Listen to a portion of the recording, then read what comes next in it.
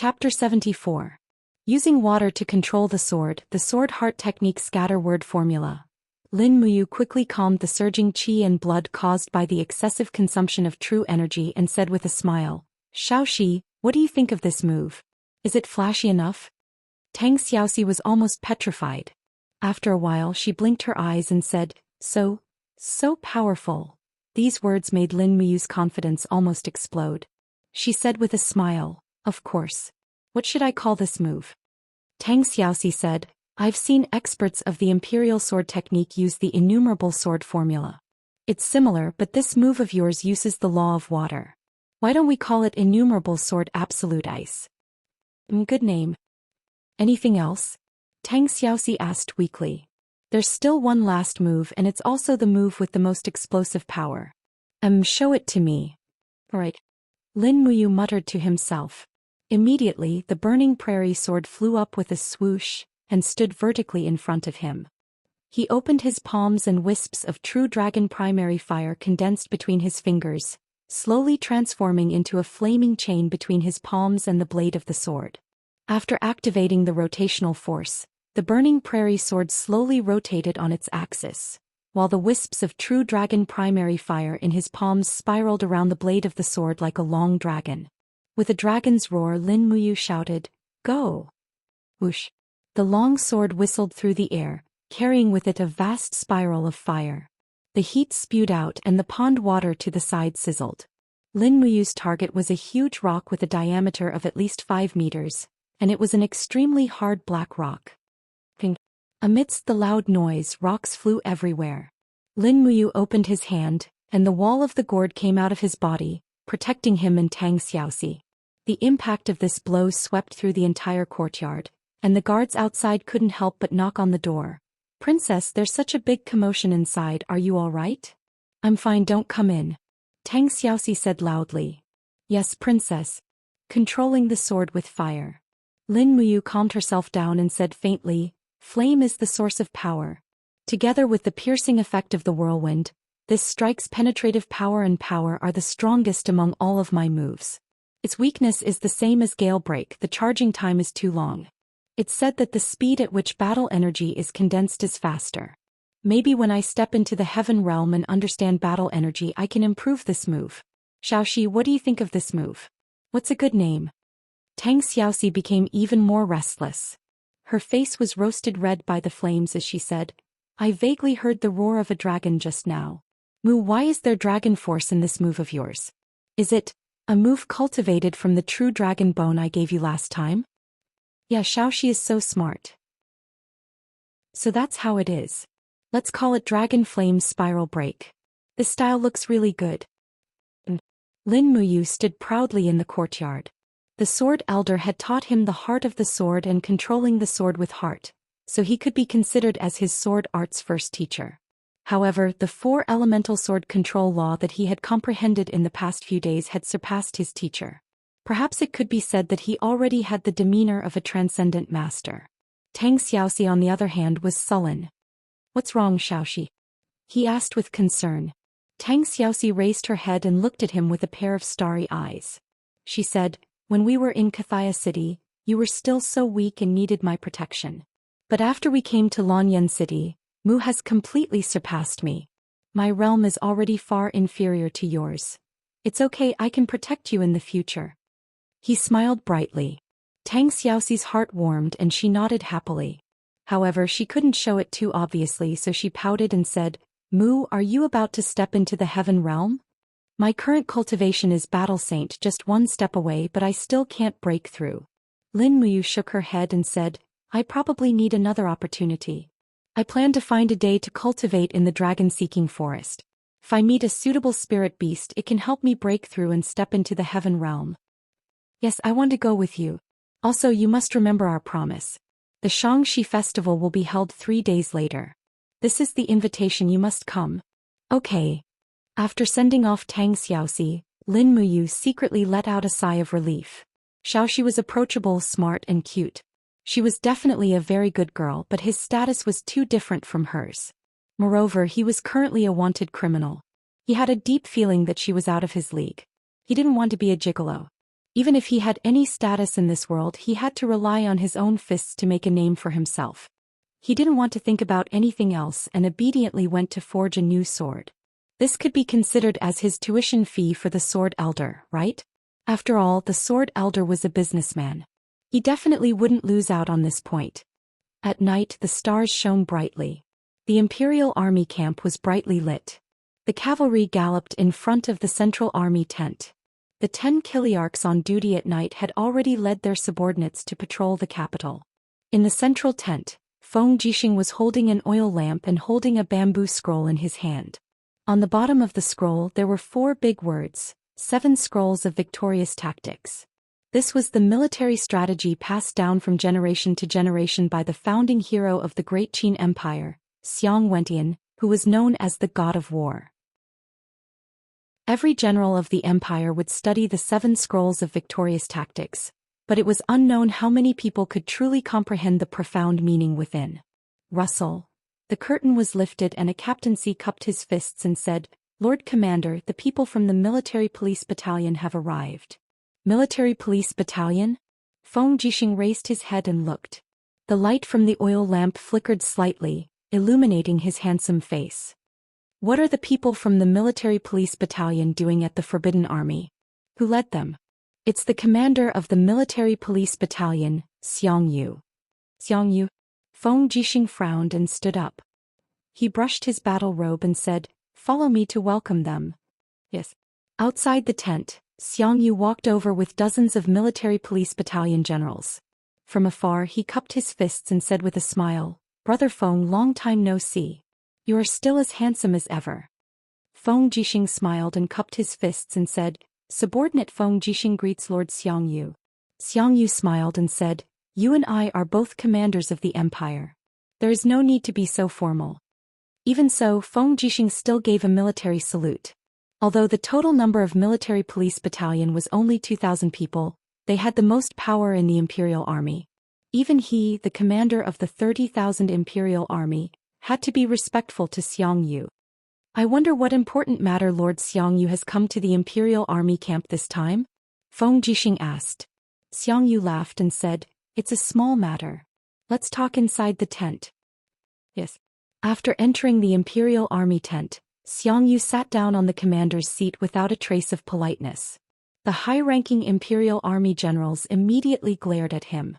Luo Lai had already placed his palm on the hilt of his sword, but Feng Jixing stopped him with a stern look. Xianxia naturally had his reasons for being so arrogant. He had the right to be so.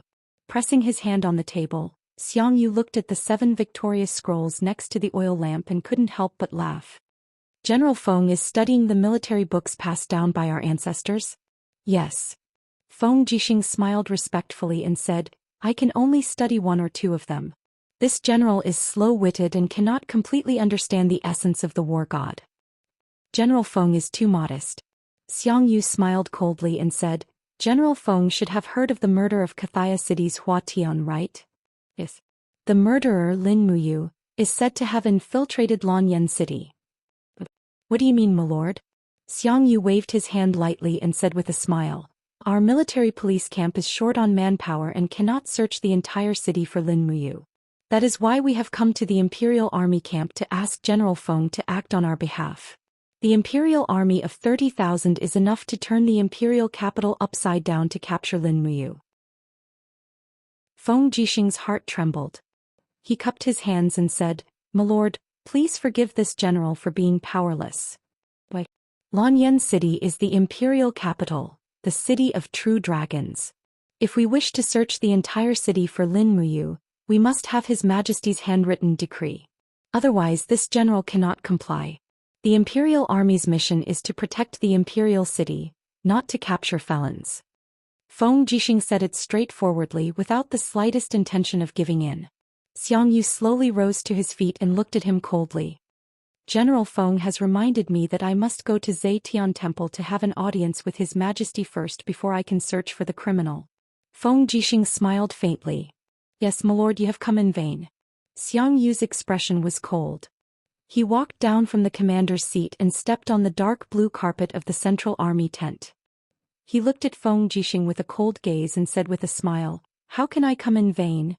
I heard that General Feng has studied ancestor Xiang Wentian's wind saber technique for many years and is known as the strongest master of wind saber technique in the empire. I happen to be free today. Can you enlighten me? Feng Jixing was stunned. This general dares not fight with you, my lord. It's okay. It's just a sparring session. Xiang Yu raised his hand and pulled out a saber from his subordinate's waist. He said with a smile, Xiang Yu is not good at using a saber and is not qualified to use one. Is it okay for me to borrow this subordinate's saber, General Feng? Feng Jixing's heart trembled. He took the saber from his subordinate and cupped his hands and said, My lord, we won't overdo it. Slowly spreading his battle chi, Xiang Yu's battle robe fluttered behind him and the light on the saber sword. He was a powerhouse who had stepped into the second layer of Heaven Realm. Naturally, his aura was much stronger than Feng Jixing, a first-layer Heaven Realm powerhouse. With a slight tremble of the saber, he had already launched an attack. The blade cut through the air fiercely. After 5 consecutive slashes, the flames all over his body soared. The first-grade martial soul trampling fire tiger was released. This was the legendary martial soul that Xiang Wentian once possessed, mighty battle chi. Dang dang dang, sparks splashed. Feng Jixing blocked several times in a row and lowered his feet to sweep out. Xiang Yu leaped up to avoid this attack. In the air, the sharp claws of the trampling fire tiger fused with the saber, and a powerful and heavy saber slashed toward Feng Jixing's neck. Feng Jixing's movement technique was excellent. As soon as the saber hilt touched the ground, he used the force to slide half a meter and soared into the sky with his battle boots covered in battle chi. Bang! With a heavy blow, Xiang Yu's fist landed on Feng Jixing's battle boots. Battle chi surged and the wind formed a shock wave, causing the surrounding generals to retreat several steps. Feng Jixing looked up at the sky, purple battle chi all over his body. His second-grade martial soul, Purple Electric Flame Wolf, had already been released, and his eyes were filled with an unyielding fighting spirit. Again. Xiang Yu stayed in the air for a few seconds, then suddenly waved his long saber and slashed down again, using the same windwalking saber technique. Dang dang dang. Another series of collisions occurred. Feng Jixing was forced to retreat again and again. Suddenly, a cold light was pressed against his neck. Behind him was a pillar of the tent and there was no way to retreat. The saber in Xiang Yu's hand was pressed straight against Feng Jixing's neck, his face brimming with a smile. It seems that General Feng's windwalking saber technique has not been cultivated to perfection. With that said, he withdrew his saber and said, Since the Imperial Guard is unwilling to move out to search for Lin Muyu, then it's a good thing the military police battalion came. Watching Xiang Yu's receding figure, Feng Jixing let out a long sigh of relief. At the side, Luo Lai said, Commander, with your saber cultivation, you shouldn't have been subdued by Xiang Yu's clumsy move just now. Feng Jixing's expression was complicated.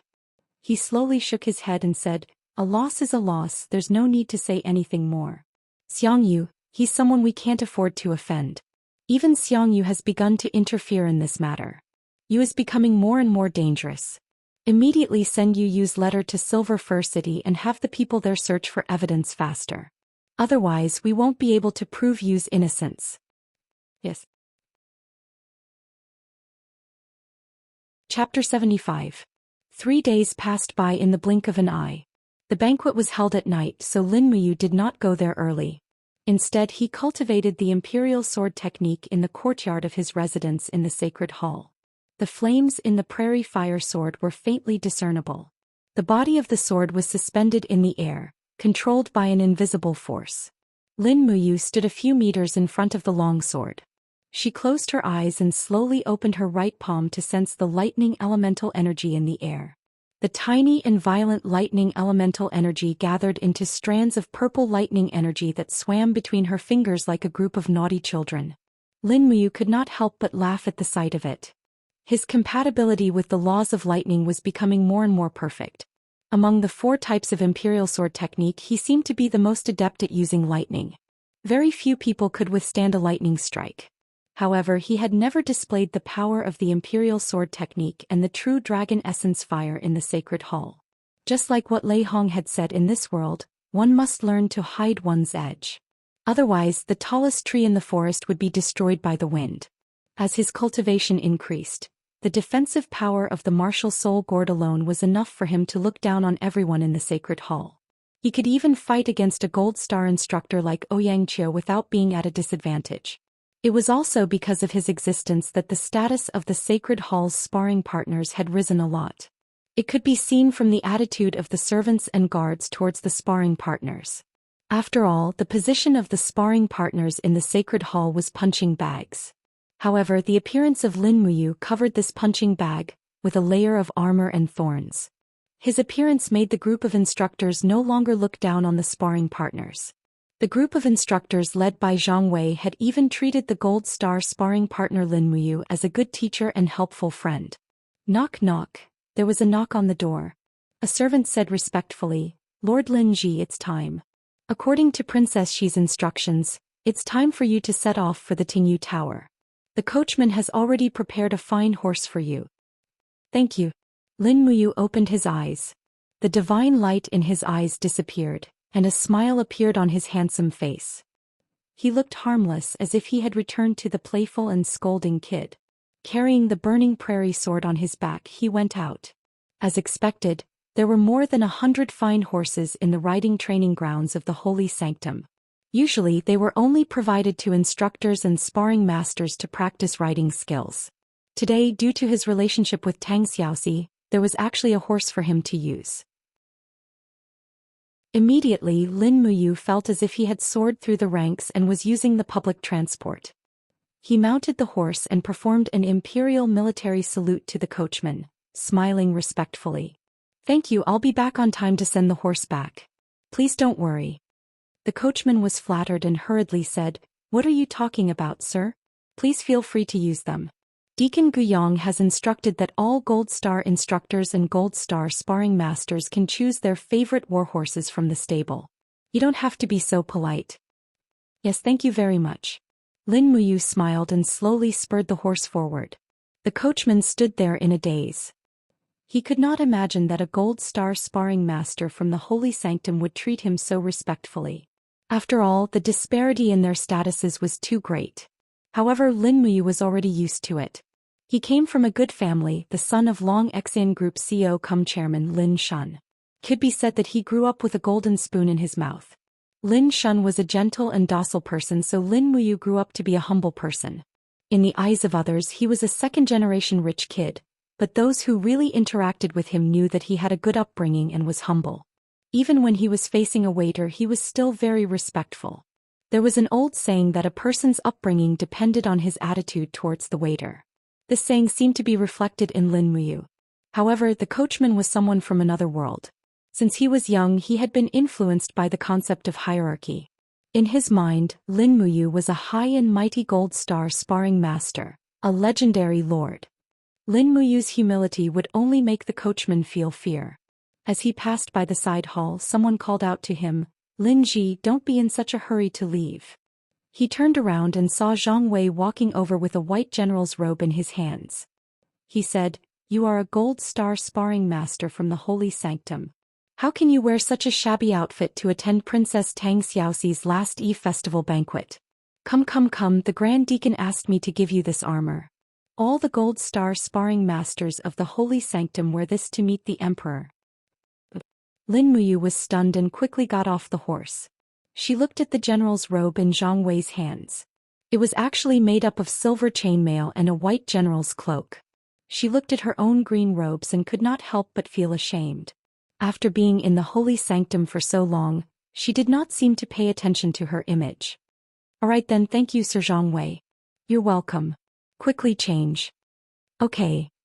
He entered the side hall and put on the Gold Star sparring master's uniform. When he walked out, Zhang Wei's eyes lit up and he could not help but clap. "That's amazing. Sir Lin Ji, I, Zhang Wei, have never seen anyone who fits this general's robe better than you.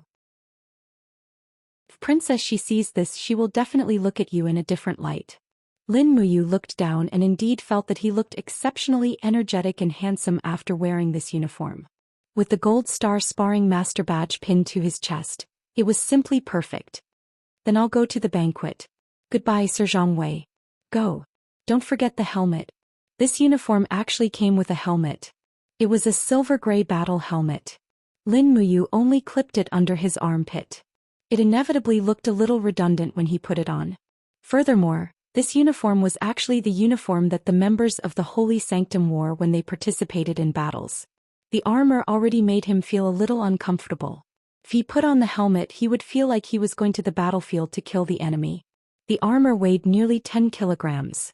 Fortunately, Lin Muyu's cultivation was much higher than before, so he did not feel that it was heavy. He spurred his horse out of the Holy Sanctum's main gate. From afar he could see Zhou Xian, who was wearing the armor of the Imperial Guards, standing in front of the Spiritual Medicine Department's main gate. He was leading 2 horses. It was obvious that he was here to pick up Chu Yao. Brother Zhou Xian. Lin Muyu spurred his horse over and dismounted. He smiled and said, "You're here too." Zhou Xian couldn't help but smile. "Yu's here. Wait a moment, Yao will be out soon." As he spoke, Zhou Xian looked at his attire and couldn't help but laugh. This set of gold star armor that the Holy Sanctum custom-made at the Ministry of Works is really beautiful. I can't get tired of looking at it. Looks even more handsome on you. At this moment Chu Yao came out. She was dressed in the uniform of a female pharmacist from the Spiritual Medicine Department. She was graceful. When she saw Lin Muyu, she almost didn't recognize her. Her eyes widened as she giggled.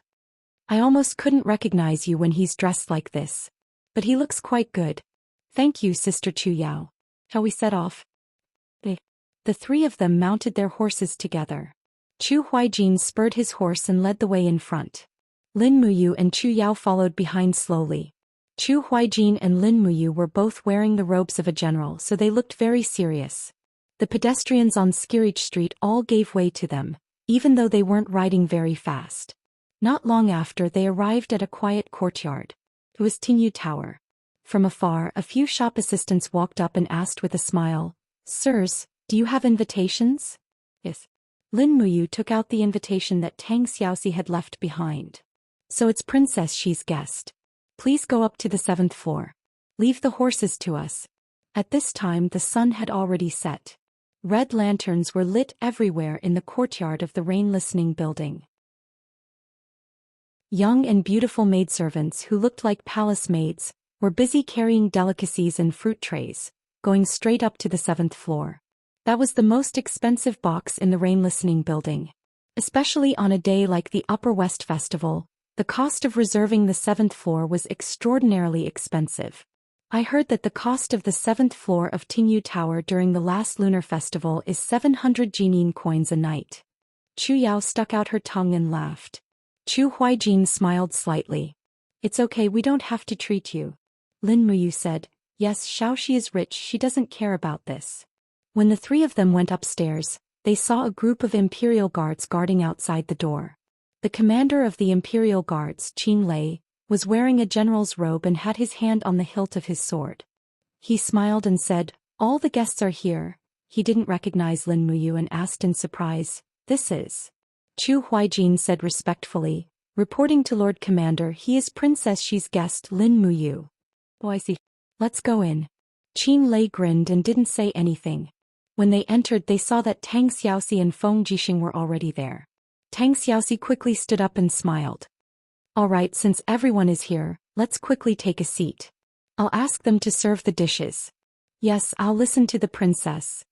"Mu, come and sit beside me," Tang Xiaoxi said with a smile. Lin Muyu was a little embarrassed, but Zhou Xian smiled and gave him a look.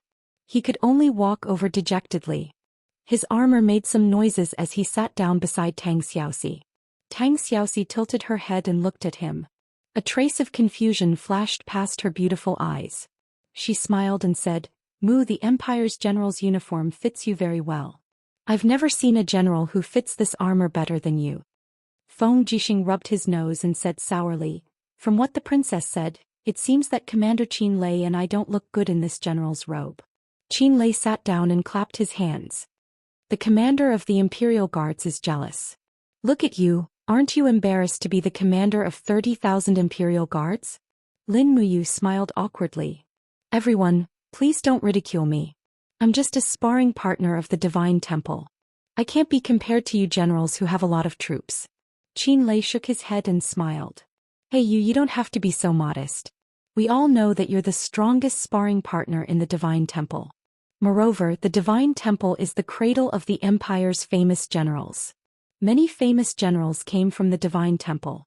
Feng Jixing, Chu Huaijin and I were all from the Divine Temple, so you don't have to be so modest. Yes, thank you.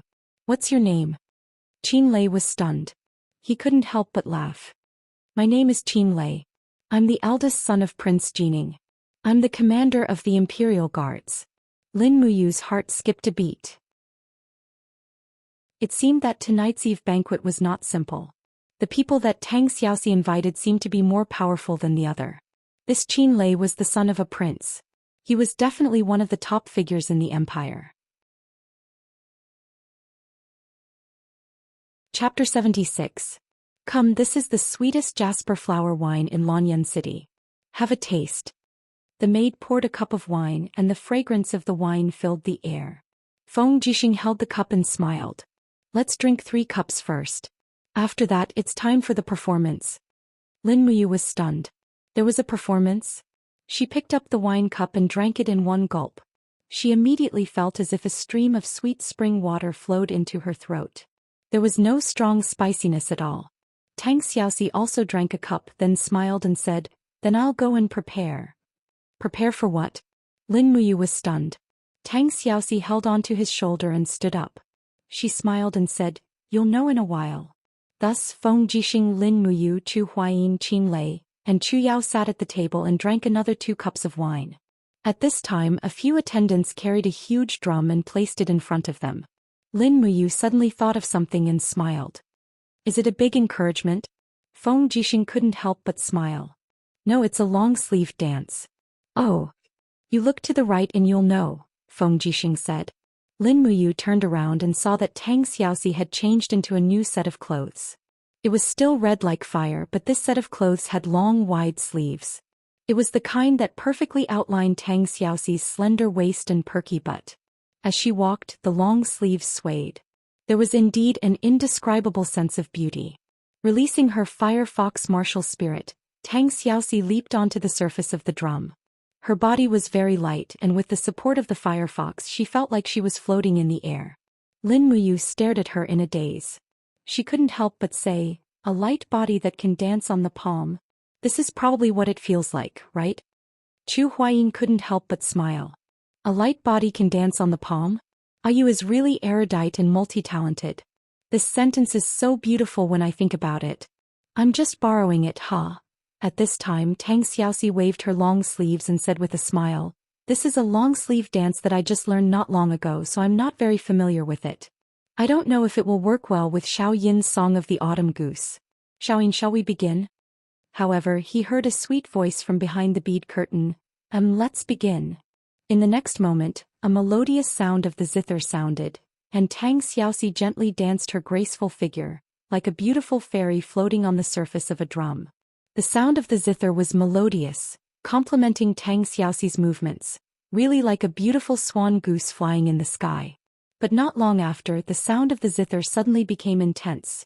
Immediately a kind of aura of a powerful army overflowed in the room, and Tang Xiaoxi's dance steps also sped up a little, her slender feet on the surface of the drum, like the sound of a war drum.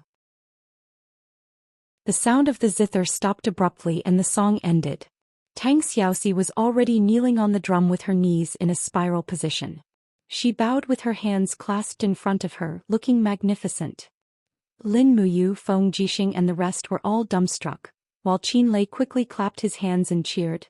His Highness and Princess's zither and dance are simply the best match in the world. Tang Xiaoxi giggled and leapt onto the ground. Soon after, she lifted the bead curtain and said with a smile, Xiao Yin, quickly come out and eat. Lin Muyu's eyes widened. She also really wanted to know what kind of person could play such a melodious yet soul-stirring zither song. It must be someone outside of this world, right? But just as that young lady wearing a dark blue cloak walked out from the inner room carrying the zither, Lin Muyu was immediately dumbstruck. That absolutely beautiful face, where had he seen it before? Qin Yin walked out with the support of Tang Xiaoxi.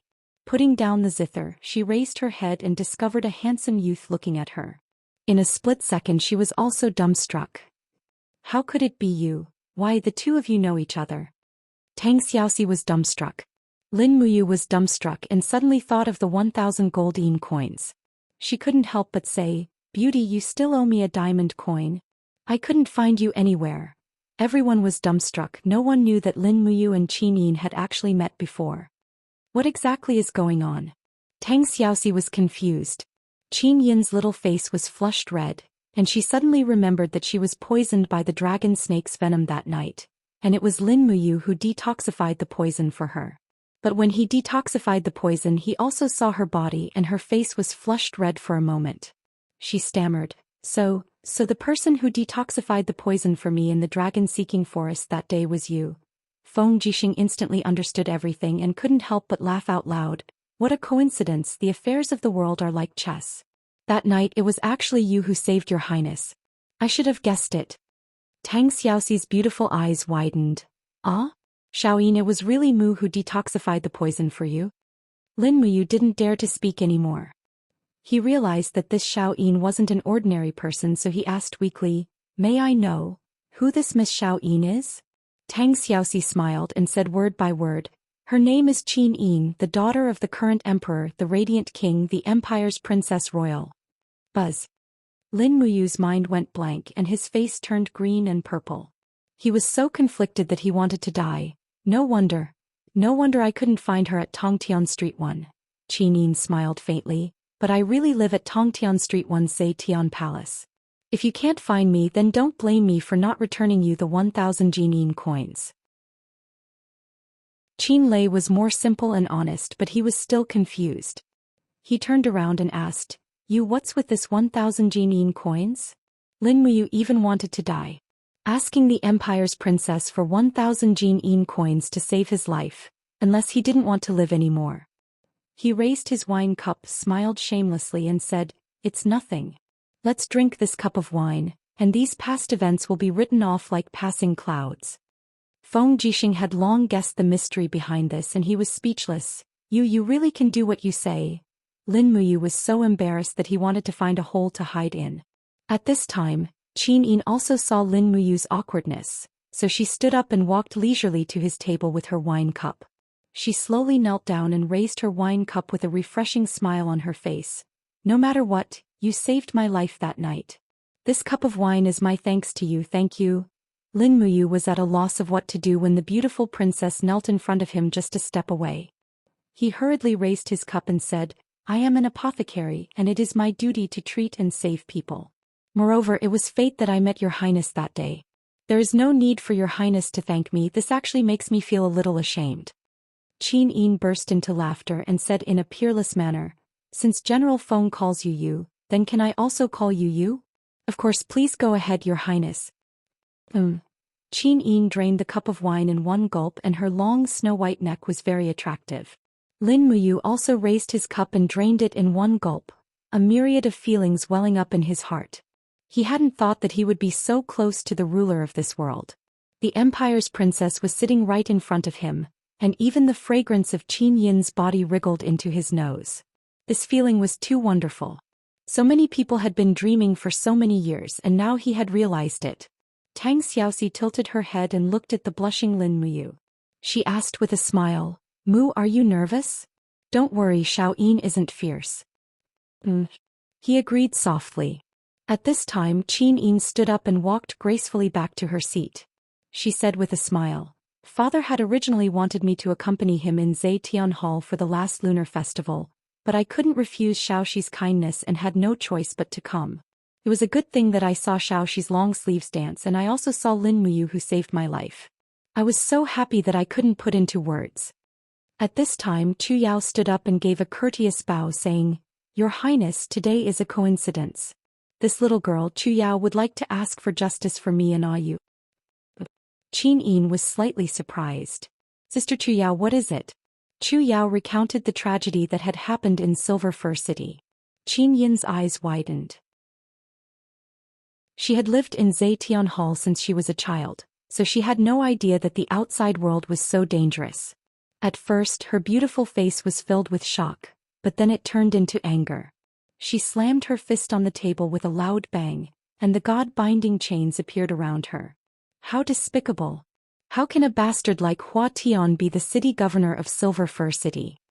Feng Jixing cupped his fists and said, Your Highness, I have already sent someone to investigate this murder case in Silver Fir City.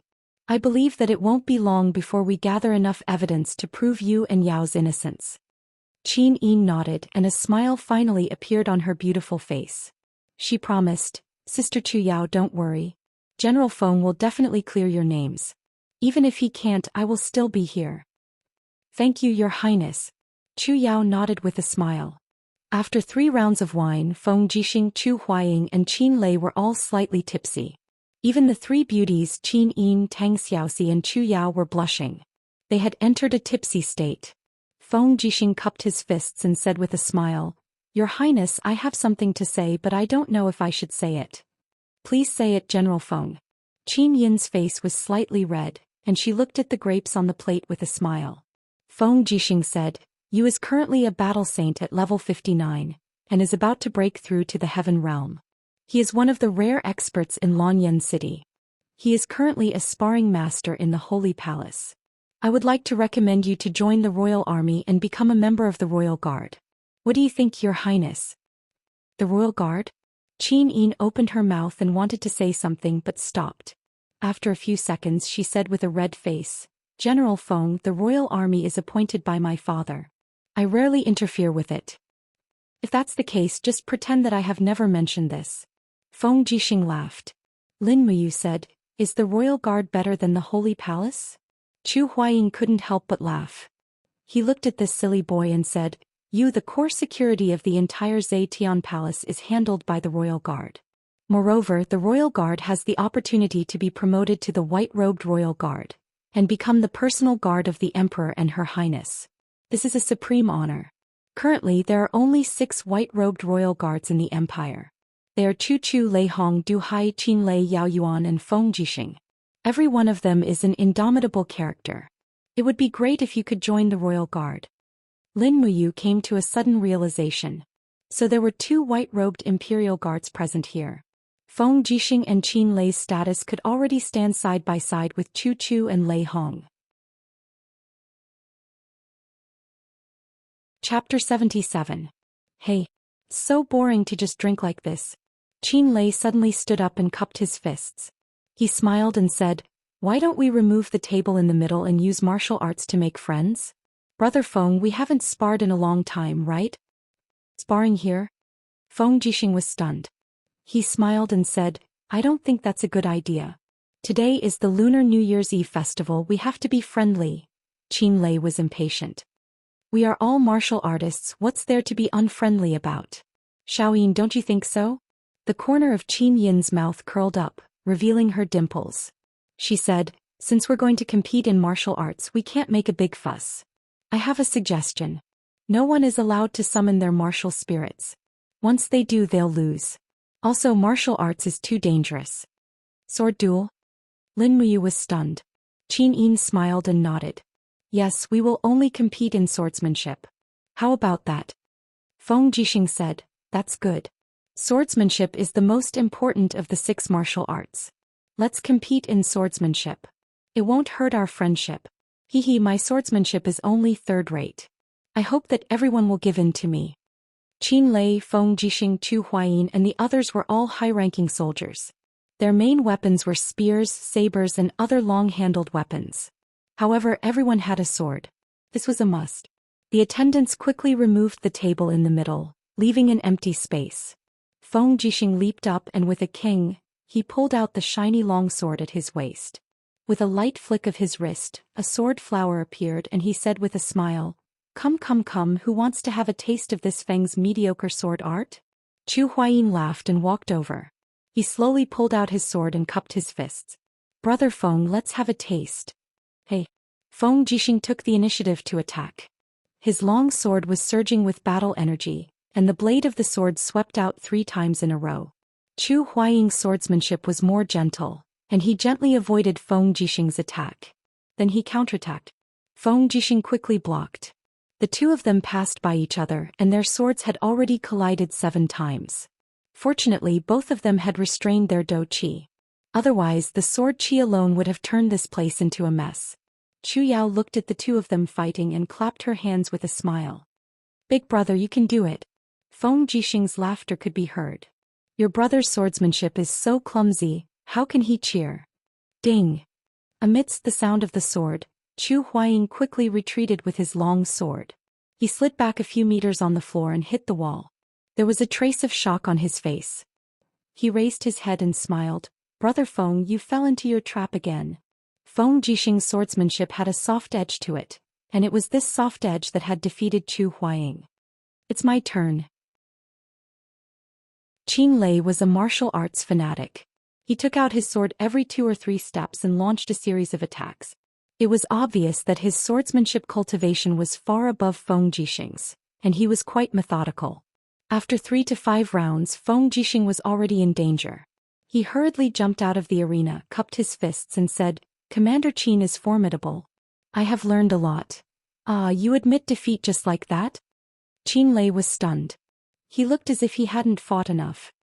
He said resentfully, I thought that your swordsmanship had improved, but I didn't expect that you were lazy and didn't learn swordsmanship at all. Feng Jixing laughed. I specialize in the wind blade technique, not swordsmanship. Qin Lei swept his gaze around and his gaze descended onto Lin Muyu instead as he said with a smile, Ah, you carry a sword on your back. I presume that you're a sword user as well. Come. How about we exchange a few moves? Lin Muyu was stunned. He had never thought that he would have to fight. He hurriedly shook his head and said, There's no need. I'm just a sparring master from the Divine Palace, and my cultivation is in the Earth realm. How can I compete with you people in the Heaven realm? You. Qin Lei's eyes widened and he said, Are you not giving me, Qin Lei, any face? At the side, Tang Xiaoxi extended her hand and pushed Lin Muyu's arm. She smiled and said, Mu is an expert. Brother Qin Lei, you have to be careful. If you lose, the entire imperial army will lose face. Qin Lei's eyes widened. Lin Muyu had already been forced to do something beyond his ability. He could only stand up and step into the arena. He emphasized, Don't use your martial soul, right? Yes, draw your sword. Lin Muyu stood majestically on the spot. His right hand was placed horizontally in front of his chest. Streams of qi enshrouded him, and the prairie fire sword behind him unsheathed itself with a clang. He raised his hand and grabbed it. Streams of flames appeared on the sword's blade. Good sword, what a handsome sword technique. Qin Lei couldn't help but feel that it was interesting. He had seen many experts in the imperial sword technique, but none of them had the imposing manner that Lin Muyu in front of him had. Even Qin Yin widened her beautiful eyes and looked at Lin Muyu. She completely didn't think that this shameful fellow who loved money as much as his life would actually have such an extraordinary imposing manner when drawing his sword. I'm coming. Qin Lei shouted and rushed out from the sword. Even with a light leap, the sword light was like a roulette spinning and chopping down 4 times in a row. Lin Muyu couldn't retreat. He held the sword hilt with both hands to block. He only felt that his arms were about to be shaken off. After the 4 consecutive shakes, he didn't even have time to react after he finished blocking. Qin Lei roared and raised his battle boots to kick out. I have to block or else I'll lose. In the time it took for a spark to fly off a flint, Lin Muyu raised his battle boots and met Qin Lei's kick with a pang. However, it was obvious that the opponent's dou qi was stronger, causing him to continuously retreat a few steps. However, at the moment when he was forced to retreat, a lightning light flew out from his right hand with a paw. The prairie fire sword had already left his hand and was in the air. Whoosh! The purplish-blue lightning light wrapped around the prairie fire sword and blasted straight towards Qin Lei. Lin Muyu didn't use his full strength and only used 50% of his strength. He was also afraid that he would injure Qin Lei. What? Qin Lei was stunned. He hurriedly raised his iron fist and condensed 3 layers of qi armor to block. Peng! The lightning light shot out in all directions. Qin Lei had underestimated Lin Muyu's strength and was continuously forced to continuously retreat a few steps. His face immediately flushed red. With a low shout, he concentrated a large amount of dou qi into the blade of his sword and leaped up. From a high position he gave another attack. This bull was planning to use strength to restrain the opponent. This attack was really too strong.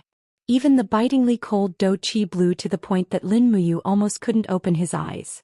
Opening his palm, a light breeze was silently generated. It was precisely the prelude to the prairie fire sword. Ha! When Lin Muyu raised his palm, the prairie fire sword, as if it had a mind of its own, followed along and welcomed the attack, sweeping up a bitterly cold storm in a small area. The weapon in Qin Lei's hand was only made of ordinary iron and couldn't be compared to the prairie fire sword, which was a 5th-tier mystic rank sword. Adding on the power of the sword soul with a sharp whistling sound, the gale break collided with Qin Lei's attack storm. Peng! Another loud sound, the energy exploded. Qin Yin, Feng Jixing, Tang Xiaoxi, Chu Yao and the rest were all stunned. Qin Lei's face was full of shock. He had never thought that this little brat's prairie fire sword technique would be so strong. It wasn't like the weak and powerless attacks of those sword users he had met in the past. Lin Muyu's fighting spirit was even higher. He really wanted to see the power of the quadruple elemental sword technique, and Qin Lei, this level 72 Heavenly King stage powerhouse, was practically a rare touchstone. Wang! The blade whistled and spun. Lin Muyu's palms spread out horizontally. Raging flames sustained the prairie fire sword. However, this attack he didn't use the true dragon essence fire, only using ordinary fire. The long sword whistled, spiraling flames encircling it. Like a sharp arrow, it shot towards Qin Lei. Qin Lei was startled. He already felt that he couldn't block this attack. Ha! His battle boots stomped on the ground. In the midst of the shocking sound, golden chains rose in the surroundings. It was his God-binding chain's martial spirit. Brother Qin Lei. Qin Yin suddenly stood up. His eyes were full of anxiety. The God-binding chains was known as the first-grade martial spirit with the most destructive power in the world. This wasn't a joke. The slightest mistake could cause Qin Lei's opponent to lose his life. Lin Muyu had saved his life before. To let him die in front of him was something Qin Yin couldn't do. The flames exploded. The spiraling flames of the prairie fire sword collided with the God-binding chains. Qin Lei retreated a few steps. His qi and blood surged and his fighting spirit surged. He didn't care about Qin Yin's scolding anymore. With a wave of his long sword, the God-binding chains encircled the long sword and struck towards Lin Muyu. Standing firmly on both feet, the overwhelming true qi surged. Lin Muyu summoned the dragon scale wall and the black tortoise shell at the fastest speed. At the same time, he used the prairie fire sword to control the prairie fire, which bounced back. The true dragon essence fire quickly encircled the blade. Since the true dragon essence fire could easily injure people, then it should be safer to use it for defense. A loud sound, as if the entire 7th floor of the Tingling Rain building was about to be overturned. Lin Muyu knelt on one knee on the ground, panting heavily. The dragon scale wall and the black tortoise shell had already been shattered. The prairie fire was propped up on the floor. If it wasn't for the protection of the true dragon essence fire, perhaps she would have already been killed. Qin Lei held the long sword and stood there with a pale complexion. His God-binding chain's martial soul had actually been completely shattered at that moment. The damage to his martial soul would inevitably injure his body. He felt a sweetness in his throat and spat out a mouthful of blood. Raising his head to look at Lin Muyu, he grinned and said, "You, what a beautiful sword art and defense. Ah, delightful. Delightful. Let's fight again." Lin Muyu didn't even raise her head. Instead, she raised her left hand and shook it. "Big brother Qin Lei, I don't want to fight anymore. I admit defeat." The qi and blood in his body surged. He indeed didn't have the strength to fight anymore. Tang Xiaoxi shot forward and supported Lin Muyu. "Are you all right?" Chu Yao also came over and took Lin Muyu's pulse, saying with a smile, "I'm fine. It's just that her martial soul suffered some damage." Qin Yin, on the other hand, looked at Qin Lei with a trace of reproach and said, "Big brother Qin Lei, you're too rash. You actually used the 7th layer of the God-binding chains to hit Ayu. If it wasn't for his deep cultivation, I'm afraid he would have already." Qin Lei's face was full of apology. I know I was wrong. Xiao Yin, don't be angry. It's fine. Sit down and heal your internal injuries." Feng Jixing raised his wine cup and said with a smile, Where did your imperial sword technique come from?" "A mysterious old man." "Oh?" Feng Jixing knew that he didn't want to talk about it, so he said with a smile, "Since you has such a good sword technique, It would be a pity if he didn't participate in the sword duel conference that's held once every 3 years. Sword duel conference? Yes, the sword duel conference that's held once every 3 years. The person who wins first place can become a member of the Imperial Guards and receive the honor of meeting His Majesty. As he spoke, Feng Jixing patted his chest and said with a smile, I'm not talented, but I was the champion of the sword duel conference 3 years ago. I think I also had the title of Tiger of Tongtian Street back then. Tiger of Tongtian Street. Chu Huayin laughed and said, it means that he carried a broken knife from the east side of Tongtian Street to the west side. He fought with a bunch of hooligans all day and was unbeatable. The world is unfair. This kind of person can actually become a commander of the Imperial Guards. Feng Jixing glared at him and said, You're so ugly, don't talk. Chu Huayin was speechless. Chapter 78. Qin Lei led more than 30 Imperial Guards to escort Qin Yin and Tang Xiaoxi back to the mansion. Feng Jixing was drunk, carrying his precious sword and leading his own war horse. He turned over and leaned on the horse's back. He turned around to look at Lin Muyu and asked with a smile, You drank so much, can you still ride a horse? Lin Muyu grabbed the reins and clamped the helmet under her armpit. She said with a smile, I can. Brother Feng should be more worried about whether you can ride a horseback or not. Feng Jixing couldn't help but laugh. This is not a problem. Lanyan City is my Feng Jixing's home. It doesn't matter if I get lost at home.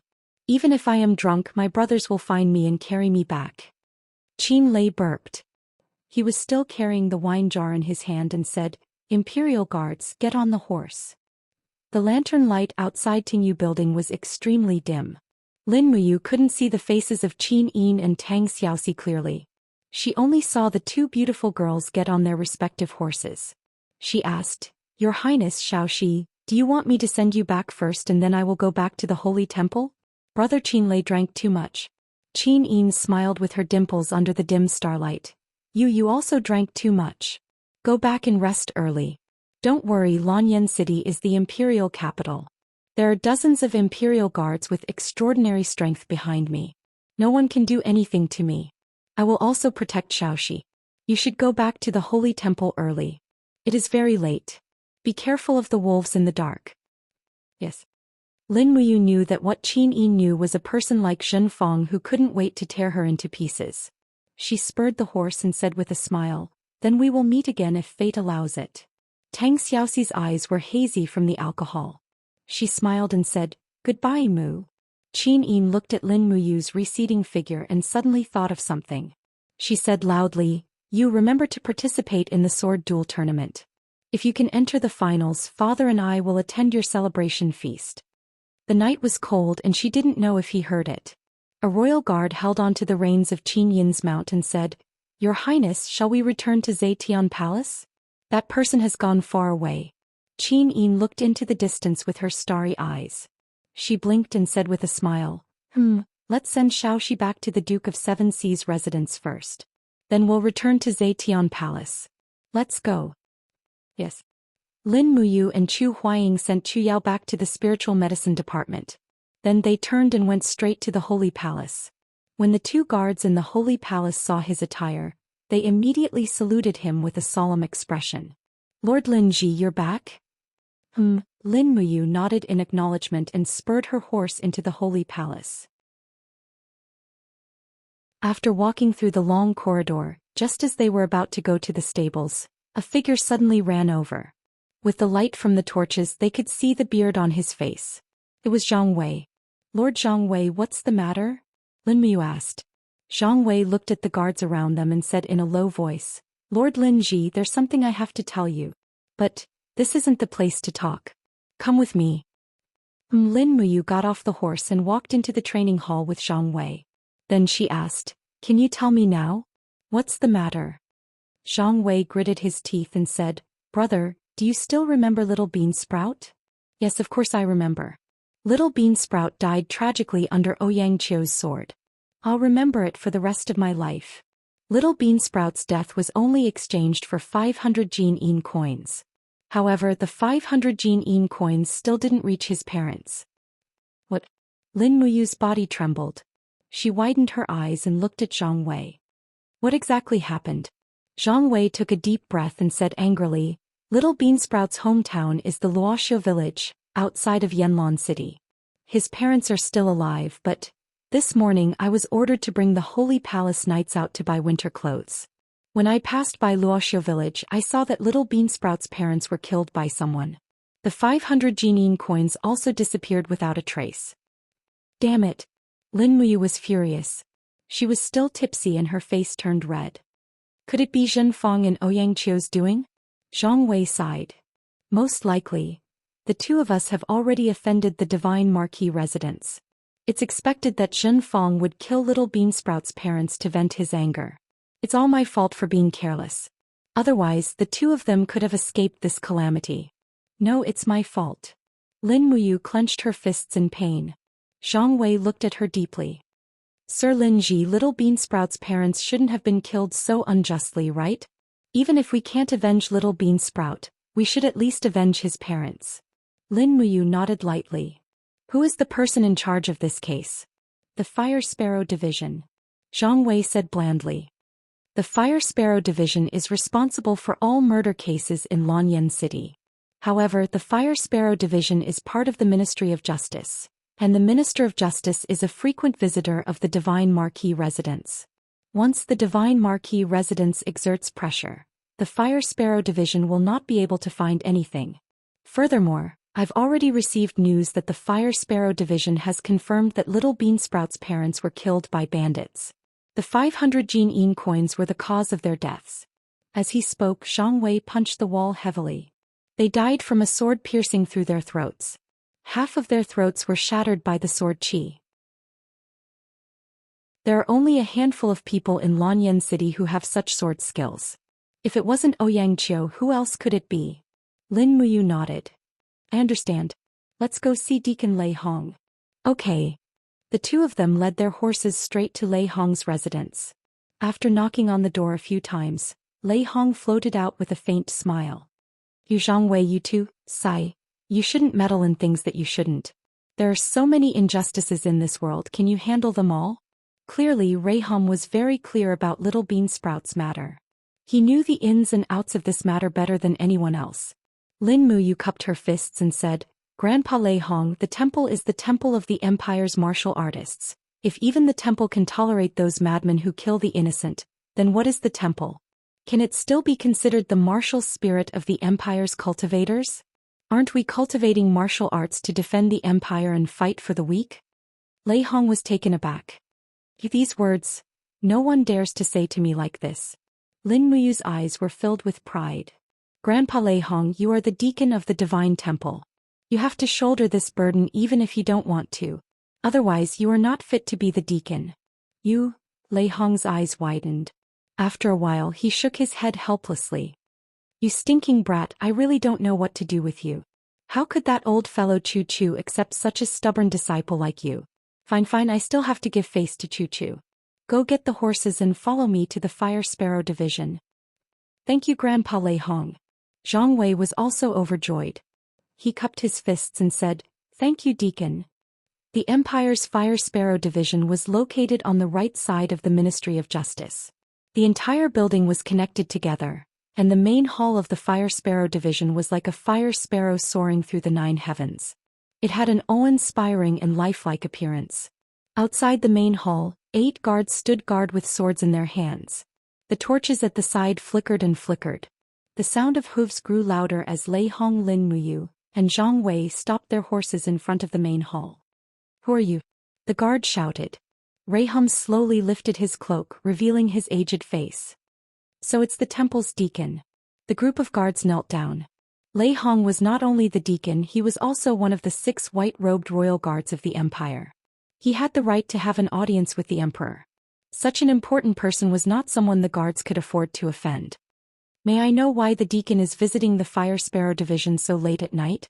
I want to see the Fire Sparrow Division's headmaster Jinggu. Master Jinggu is already asleep. Please pass the message to him. Yes. Not long after, the guard returned and said, Deacon, please come in. Thank you. The guards led the group into the main hall of the Flamecracks division. The attendants lit up the lanterns illuminating the hall. A man dressed in the uniform of a civil official flew up to greet them, knelt on the ground and said, "Subordinate Xinggu, greets Deacon Lei Hong." Lei Hong helped him up and smiled, "Master Xinggu, there is no need to be so courteous. Get up, get up. May I know why the deacon is here? Why don't you tell him?" "Yes." Lin Muyu cupped her fists and told him about the tragic death of Little Beansprout's parents. After listening, Xinggu's expression did not look too good. "This case has already been closed. If you want to reopen it now, I'm afraid it will be a little abrupt." Lei Hong said lightly, "Master Xinggu, the Fire Sparrow Division is in charge of the Empire's criminal law.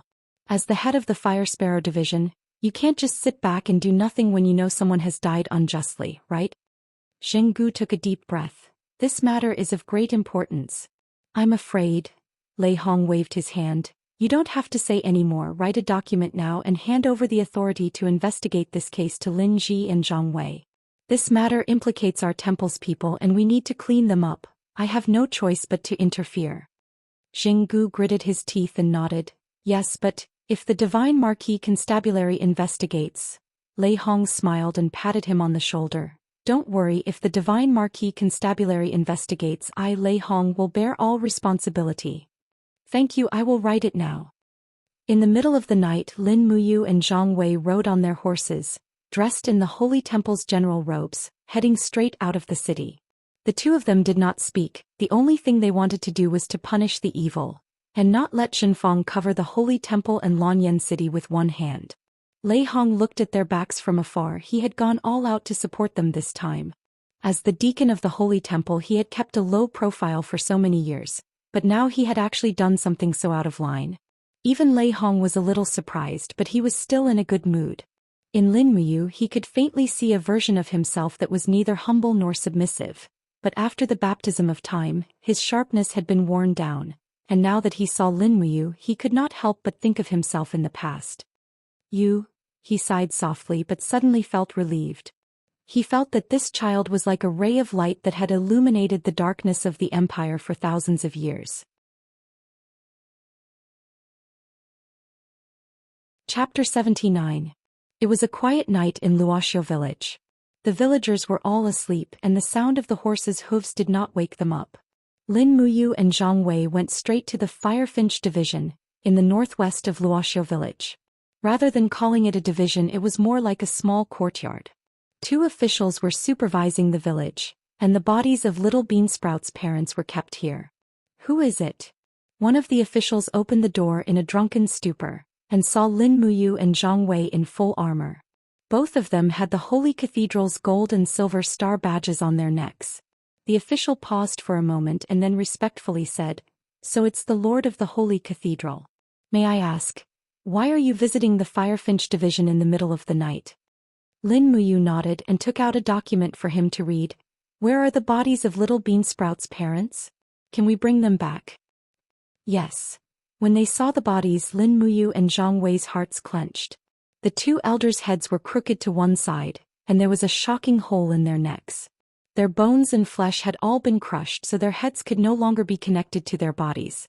This is indeed Xianxia's method of killing. Zhang Wei silently covered the bodies with a white cloth. Xianxia is an expert in using his dou qi to shatter his opponent's body. This is the same as Little Beansprout's death. "We have the material evidence, we're just missing a witness." Lin Muyu said lightly, "We need to find a witness to prove that Xianxia killed the two elders. Otherwise we won't be able to convict him. Let's wait until tomorrow morning and go through the villagers one by one?" "Yes." The next morning they went through the villagers one by one and finally found a mute girl. She was acting crazily, and when she saw Lin Muyu and Xianxia she screamed as if she had seen a ghost. Lin Muyu hurried forward and pressed her shoulder, saying, "Miss, don't be afraid, we're not bad people, don't be afraid." The mute lady stared at the golden star of the temple on Lin Muyu's neck and shook her head in horror, screaming out loud. The Fire Sparrow officer said, "Sir, this little girl is a deaf and mute lunatic. You won't be able to get anything out of her." "Really?" Lin Muyu smiled coldly. He saw the mute lady take out a gold star badge from her bosom. In front of the gold star was the shape of a sword. That was the badge of a gold star sparring master from the Holy Sanctum. Zhang Wei snatched it over and asked, "Miss, is this left behind by the murderer?" The little girl nodded. She was too afraid to look up at Lin Muyu and Zhang Wei. "It really is Xianxia." Zhang Wei flipped the badge over and said, "Lin Ji, look, Xianxia's name is engraved on the back. This is indeed unintentionally left behind by Xianxia. This bastard really killed Little Bean Sprout's parents with his own hands." Lin Muyu gritted her teeth. "Send Little Bean Sprout's parents back to Lanyan City and bring this girl along. Xianxia is dead meat." At noon, they arrived at the Holy Sanctum and handed over all the evidence to Deacon Guyang. The morning training had just ended, and the group of instructors and sparring masters were about to leave when they were gathered together again. Among them Zhen Fang and Xianxia were present. Lei Hong looked at them coldly and said, "Instructors who killed sparring masters by mistake do not have to pay with their lives. But, if they intentionally killed multiple people, shouldn't they be punished according to the law?" "Great Deacon, what do you mean by this?" Zhen Fang asked. Lei Hong's voice was not angry, but it was imposing. "Xianxia, kneel." Xianxia was startled and immediately knelt down, saying, "Great Deacon, what have I done wrong?" Lin Muyu took out a gold star badge and showed it to Xianxia, saying, "When you killed Little Bean Sprout's parents, you left this in the bushes." "What?" Xianxia's face paled. "Lin Ji, don't slander me." Lei Hong said indifferently, "Fire Sparrow Division's people will be here soon, this matter will be resolved." "Xianxia, don't be nervous, if you really killed them on purpose I will definitely clean up the sect. With the power of the Holy Sanctum, even if you didn't kill them I will not accuse you." "Lin Ji, you bastard, you just want to kill me, don't you?" Xianxia's eyes were filled with anger. Lin Muyu did not speak, only looking at him coldly. Zhen Fang stared coldly at Lin Muyu and Zhang Wei and couldn't help but sneer. "Lin Ji, Lord Zhang Wei, you guys are so impressive, you even dared to snatch Fire Sparrow C's job. Our divine temple is indeed full of heroes. In order to kill one of our own, you guys are willing to resort to such underhanded means. Xianxia is from the Divine Marquis Constabulary. I want to see what Fire Sparrow C can do to him." Lei Hong said coldly, "Little Marquis, always leave some leeway, don't push things too far." Zhen Fang raised his eyebrows. "Lei Hong, don't think that I'm afraid of you just because you're white-robed Imperial Forest. If you dare touch Xianxia, go ahead and try, I will make you suffer." "Is that so? Then let's wait and see." Lei Hong smiled lightly. Not long after, Fire Sparrow Division sent more than 10 people, including Zheng Gu himself. In a short span of 10 minutes, all the evidence and witnesses were present. Zheng Gu said lightly, "According to the law, Xianxia should be executed immediately." Xianxia's body trembled. He quickly turned to Zhen Fang. "Little Marquis, save me." Zhen Fang stepped forward, took out a golden token and said, "Wait, Xianxia is from the Divine Marquis Palace. He is a noble. I will use the Divine Marquis Palace's golden token to protect his life. No one can kill Xianxia." Zheng Gu was stunned. He looked at Lei Hong awkwardly. Lei Hong stroked his beard and smiled. "The Divine Marquis Palace's golden token will protect his life. There is no problem, but the Holy Sanctum also has its own rules. Xianxia killed someone, he should accept the challenge trial. Little Marquis, what do you think?" "I will be the witness." Trial. Zhen Fang was stunned. The so-called challenge trial was a type of duel, a battle to determine life and death. After a noble killed someone, the relatives and friends of the victim could challenge the killer once, and they would not be held accountable. This was an unwritten rule, and it was very popular in the Qin Empire where martial arts were the norm. Xianxia seemed to see hope. He laughed coldly. "Little Bean Sprout is already dead. Who can challenge him on his behalf?" In the entire Holy Sanctum, Xianxia's swordsmanship cultivation could be counted on one hand. There were not many people who could defeat him in a one-on-one fight, and Little Bean Sprout was a copper star sparring master. He only had a few close friends and none of them were a match for Xianxia. At this time Lin Muyu slowly took a step forward and said, "If there is really a challenge, then let me challenge Lord Xianxia. Little Bean Sprout is my friend, and today I will reclaim the dignity of the Holy Sanctum's sparring masters." "Lin Ji." Xianxia couldn't help but sneer. "You're just a third-tier Earth Realm sparring partner. You've made a name for yourself in the Holy Palace. Do you really think you can defeat me?" Lin Muyu smiled calmly. "We will know after the battle." Humph. Xianxia's eyes revealed a trace of coldness. If you lose, I will not hesitate to tear your heart into pieces, dig it out and feed it to the dogs. I, Xianxia, am a man of my words. Lin Muyu smiled faintly. I will also kill you as a sacrifice to Little Beansprout's parents, or else I am not worthy of being his friend. Lei Hong smiled faintly. 10 minutes later, the duel will take place in the main hall. Lord Xinggu and I will be the witnesses. Xinggu nodded happily. I am willing to listen to your orders.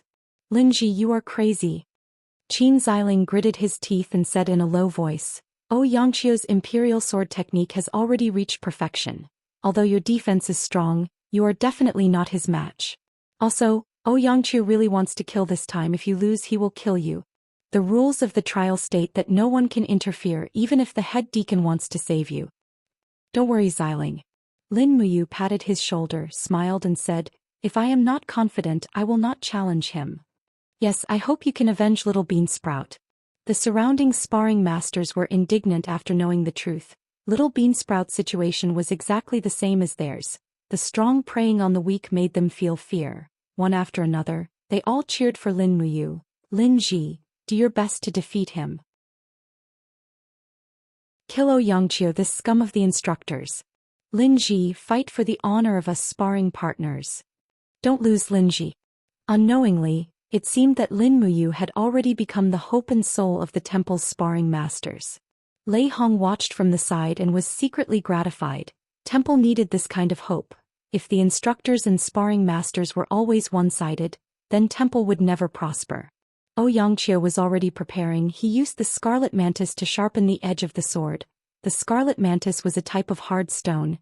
It was also the best whetstone in the empire. When he was sharpening the sword, his voice also seemed to be a kind of contempt and provocation to his opponent. Fortunately, Lin Muyu's willpower was stronger than his. She did not care at all. The trial prepared to begin. Deacon Guyang shouted loudly. Xianxia jumped and stood in the center of the hall, his battle boots stomping on the stone floor. Immediately a wave of battle energy appeared. His martial soul also wrapped around his shoulders. The corner of his mouth curled up in a disdainful smile. Lin Ji, you are courting death. Lin Muyu walked step by step to the center of the hall. About 10 meters away from him, he lightly shouted. A wave of air surged around his body. This time he did not summon the black tortoise shell or the dragon scale wall. Lin Ji gave up on defense. Is he crazy? One of the instructors said in shock. Zhang Wei frowned. Courting death. Xianxia let out a roar. His entire body was covered with battle energy. He opened his palms and used his qi to control the sword, charging toward Lin Muyu. Before he even got close to her, he had already condensed the energy of dozens of blades made of battle energy and attacked. Lin Muyu saw the opportunity. She raised her left palm, and the wind element that she had been accumulating for a long time burst out. This was the energy of the wind sword, the wind sword. Even though this energy was not enough to destroy Xianxia's attack, it could greatly delay the time of his attack. She opened her right palm and purple lightning suddenly flickered. The burning prairie sword was unsheathed by itself, and under the guidance of the lightning, it shot toward Xianxia at lightning speed. The speed was so fast that it left everyone in the hall dumbfounded. No one had ever seen an attack with such speed and momentum. Wild thunder wave. Lightning circled around the burning prairie sword, carrying with it an unstoppable force. This was the attack that Lin Muyu had given up on defense, and she had converted all of her strength into an attack. The burning prairie sword directly pierced through Xianxia's qi armor, and in the next moment lightning began to wreak havoc. Clang! Xianxia raised his sword in an attempt to block, but his sword was instantly shattered by the sharp burning prairie sword.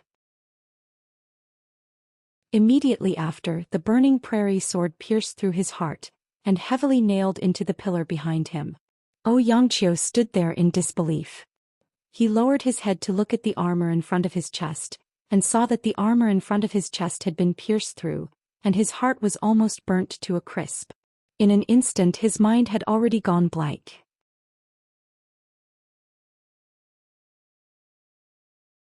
Chapter 80. Ping. A speck of dust flew up and Xianxia's heavy armor fell heavily to the ground. His eyes were blank and his breathing had stopped at this moment. The hall was dead silent and everyone stood there with their mouths agape. Even the sound of a needle falling to the ground could be heard. Including Lei Hong, no one could have guessed this result. The Gold Star instructor Ouyang Qiu was killed by Lin Muyu in a single move. How is this possible? Guyang rubbed his eyes and said, Ouyang Qiu? He was the #1 swordsman of the sacred sanctum. How could he be killed by Lin Ji in a single move? Zhen Fang's eyes widened and his body trembled. He did not dare to believe the truth in front of him, but Ouyang Qiu was still lying there and his defeat was a fact. In fact, the biggest reason why Ouyang Qiu was defeated in a single move was because he had underestimated Lin Muyu. He did not expect Lin Muyu to also have grasped the imperial sword technique, and he did not expect that the kid's imperial sword technique would be so fast. Sha. Zhang Wei strode forward with steady steps and pulled out the dagger from his waist.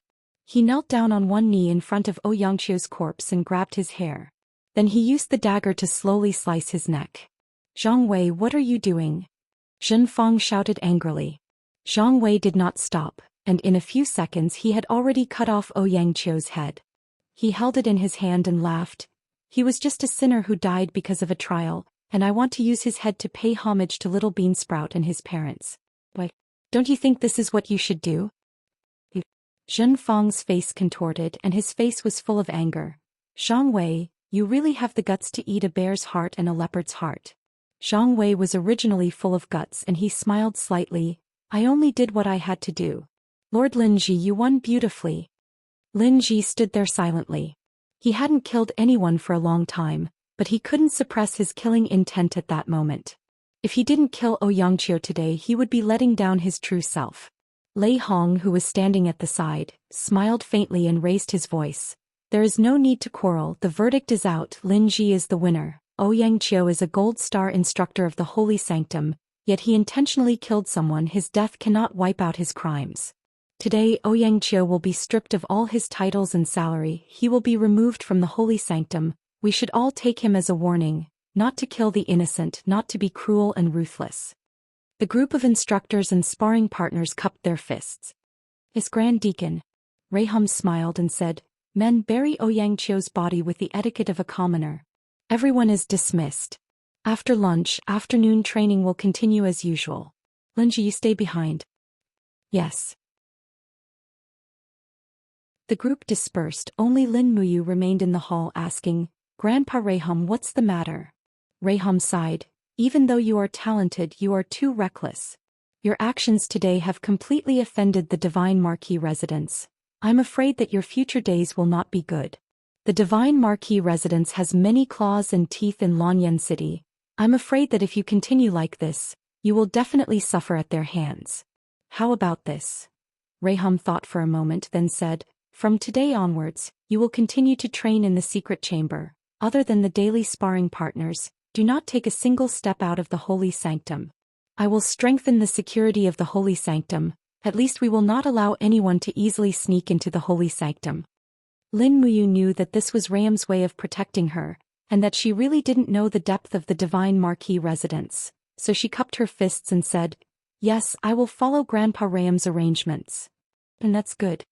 Raham was slightly gratified, even though this kid's actions were always unexpected, but to be able to listen to his advice was already not bad. At night, in the brightly lit Divine Marquis residence. Bang! The teacup on the table bounced a few times, spilling tea all over the table, and the aroma of tea wafted through the air. Zheng Yifan, the Divine Marquis of the Empire, was known as the God of War, but the current Zheng Yifan no longer had the elegance of his youth. His thin face was covered with the traces of time, only the light in his eyes remained the same. He clenched his fists and said in a low voice, This is simply ridiculous. Killing people in the Holy Sanctum is one thing, but they actually dared to kill people in Luoxia village. Ouyang Qiu deserved his death. Zheng Fang had not seen his father so angry for many years. He knelt on the ground trembling and said, Father. But Ouyang Qiu was a guest of the Divine Marquis residence. No matter what, we can't let him die like this. What else can we do? Zheng Yifan's deep gaze fell on Zheng Fang. There was a hint of coldness in his eyes. Feng, you disappoint me. Why did I send you into the Holy Sanctum? It was because I hoped that you would be able to cultivate peerless martial arts and extraordinary loyalty. But you only learned some lowly tricks in the Holy Sanctum. Don't say any more, otherwise I'll send you to the ascetic tower for 3 years. Zheng Fang's face was ashen. He was so scared that he could not speak. At this moment, a beautiful young girl carrying a tea tray slowly walked forward. She was dressed in clothes whiter than snow and had a face as beautiful as jade. She put down the tray and massaged Xing Yifan's shoulders. She smiled and said, "Father, don't be angry at little brother. He's just young and impetuous. If you really lock him up in the ascetic pagoda, I'm afraid he'll become an ignorant piece of trash when he comes out in 3 years." The anger on Zheng Yifan's face subsided a little. He said, "Xianxia, you spoil your younger brother too much. Look at him. Where does he look like the young master of the divine marquis residence? He only knows how to befriend useless people all day long." This girl was Zheng Yifan's daughter, Xianxia, Zheng Fang's older sister. Xianxia smiled and said, "Father, let's forget about this matter. Ouyangqiu was the one who killed first. It was indeed his fault, and he died during the trial challenge. It has nothing to do with anyone else." Zheng Yifan nodded. "Yes, I know, Xianxia. Go and rest first. I'll think about it carefully." Okay. Zheng Xiang turned and left. After sensing that Zheng Xiang had gone far away, Zheng Yifan's eyes lit up. He said, "That brat named Lin Muyu killed Ouyangqiu. This is no different from provoking the divine marquis residence. Lei Hong was so protective of Lin Muyu. Isn't he looking down on the divine marquis residence? Since that old thing Lei Hong is not afraid of the divine marquis residence, then don't blame me for being rude." As he spoke, Zheng Yifan took a deep breath. After breathing in and out true yuan, he smiled faintly. "Eldred Song, I'm afraid you'll need to personally come out this time." "Divine Mark, I'll do my best." An ethereal voice came from the sky. Zheng Fang hurriedly looked up and smiled in surprise. "Grandpa Song is in the capital. Aren't you going to welcome him?" Zheng Yifan smiled. Zheng Fang hurriedly turned around to open the door, only to see a sage-like old man under the moonlight, holding an iron staff in his hand, the corners of his mouth curled up with a doting smile. You've grown up so much. Grandpa Song, why are you here in Lanyan City? Didn't I want to see you in Xianxia?" The old man stepped into the hall, and an invisible force of the sanctuary rippled with every step he took. Zheng Yifan smiled. "Congratulations, Eldred Song, you've finally entered the sanctuary." The old man looked up with a smile. "Greetings, divine marquis. No need to be so polite, take a seat." "Yes." Song Baihe, one of the few experts in the empire, was once a guest of the divine marquis residence. He followed Zheng Yifan to conquer the north and the south, but he went into hiding when the Radiant King was rewarding the officials. Now that he had reappeared in Lanyan City, he would surely bring about a bloodbath. "Eldred Song, you should know about the divine temple openly provoking the divine marquis residence, right?" Zheng Yifan said casually as he personally brewed tea. Song Baihe nodded. "I've heard a little, but the divine temple is not easy to deal with. Although many of the experts have retired, Lei Hong is still around. Although the divine marquis residence has many talents, they might not be able to gain the upper hand in a direct confrontation with Lei Hong. After all, other than Lei Hong, there are still Guyang and a bunch of old guys with a cultivation of heaven state. I think the divine marquis would not want to fight Lei Hong directly, right?" Zheng Yifan could not help but smile. "The one who knows me best, Song Baihe." As he said this, a glint flashed across his eyes. Lei Hong ordered Lin Muyu to kill Ouyangqiu. He is using a borrowed knife to kill him. If he can make a move, then so can we. Lin Muyu and Zhang Wei are both Lei Hong's trusted aides. Within 3 days I want to see both of them crippled. Yes. Song Baihe smiled, his eyes flashing with killing intent. 2 days passed in the blink of an eye. Lin Muyu had been staying in the divine temple to cultivate. She had become more proficient in the 4 elemental sword kinesis, and at the same time she was also cultivating the forging dragon bone remnant scroll. The more she cultivated, the more she could feel the wonders of the forging dragon bone remnant scroll. Every 2 days Lin Muyu could circulate the mental cultivation method of the forging dragon bone remnant scroll 72 times, after which she could feel the increase in her strength. However, Lin Muyu was cultivating in secret. She did not know that danger was approaching. Late at night, the Tong Tian Street's tavern street was dark. Big girl. Chest trembling, swaying to the left, swaying to the right, making my heart sway. A messy and vulgar song came out of the drunken Zhang Wei's mouth. He held the railing with one hand and a wine pot with the other as he walked out of the tavern. He was drunk again today. In fact, this was also Zhang Wei's daily life. Zhang Wei loved alcohol as much as his life. It was his biggest weakness. There were not many people on the street. Suddenly, a murderous intent shrouded down from the sky. Who? Zhang Wei quickly sobered up from the shock, and with a shout he finished the blessing of his martial soul. His body was covered in raging flames and his fists danced in the air. Fists surrounded by flames exploded in the air and he roared, "Get out here!" Zhang Wei's unique skill, Fiery Soul Fist. A loud laugh came from the sky. Zhang Wei's Fiery Soul Fist, it really has some of the style of Xiang Wen's Fiery Fist, but the level of fire is too far off. Kneel for me. A powerful invisible domain power descended, and the bricks of the city collapsed. Zhang Wei's fists immediately cracked, and his knees involuntarily knelt down. In the face of absolute power he did not even have the chance to punch. Looking up, an old man appeared in front of him, but he did not recognize him. "Who are you?" "I'm crippling your man." The person suddenly appeared behind Zhang Wei in a flash, and a sharp sword was unsheathed. Ah! In the middle of the night, a miserable howl echoed on Tongtian Street.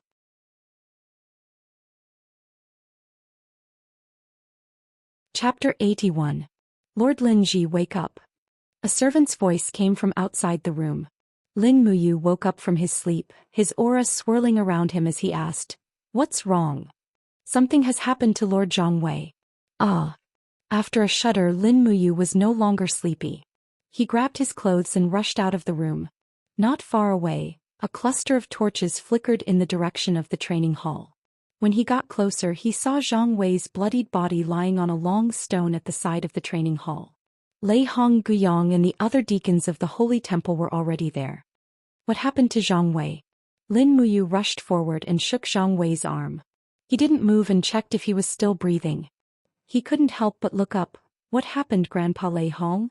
Lei Hong's face was ashen as he said, "Zhang Wei was attacked on Tongtian Street.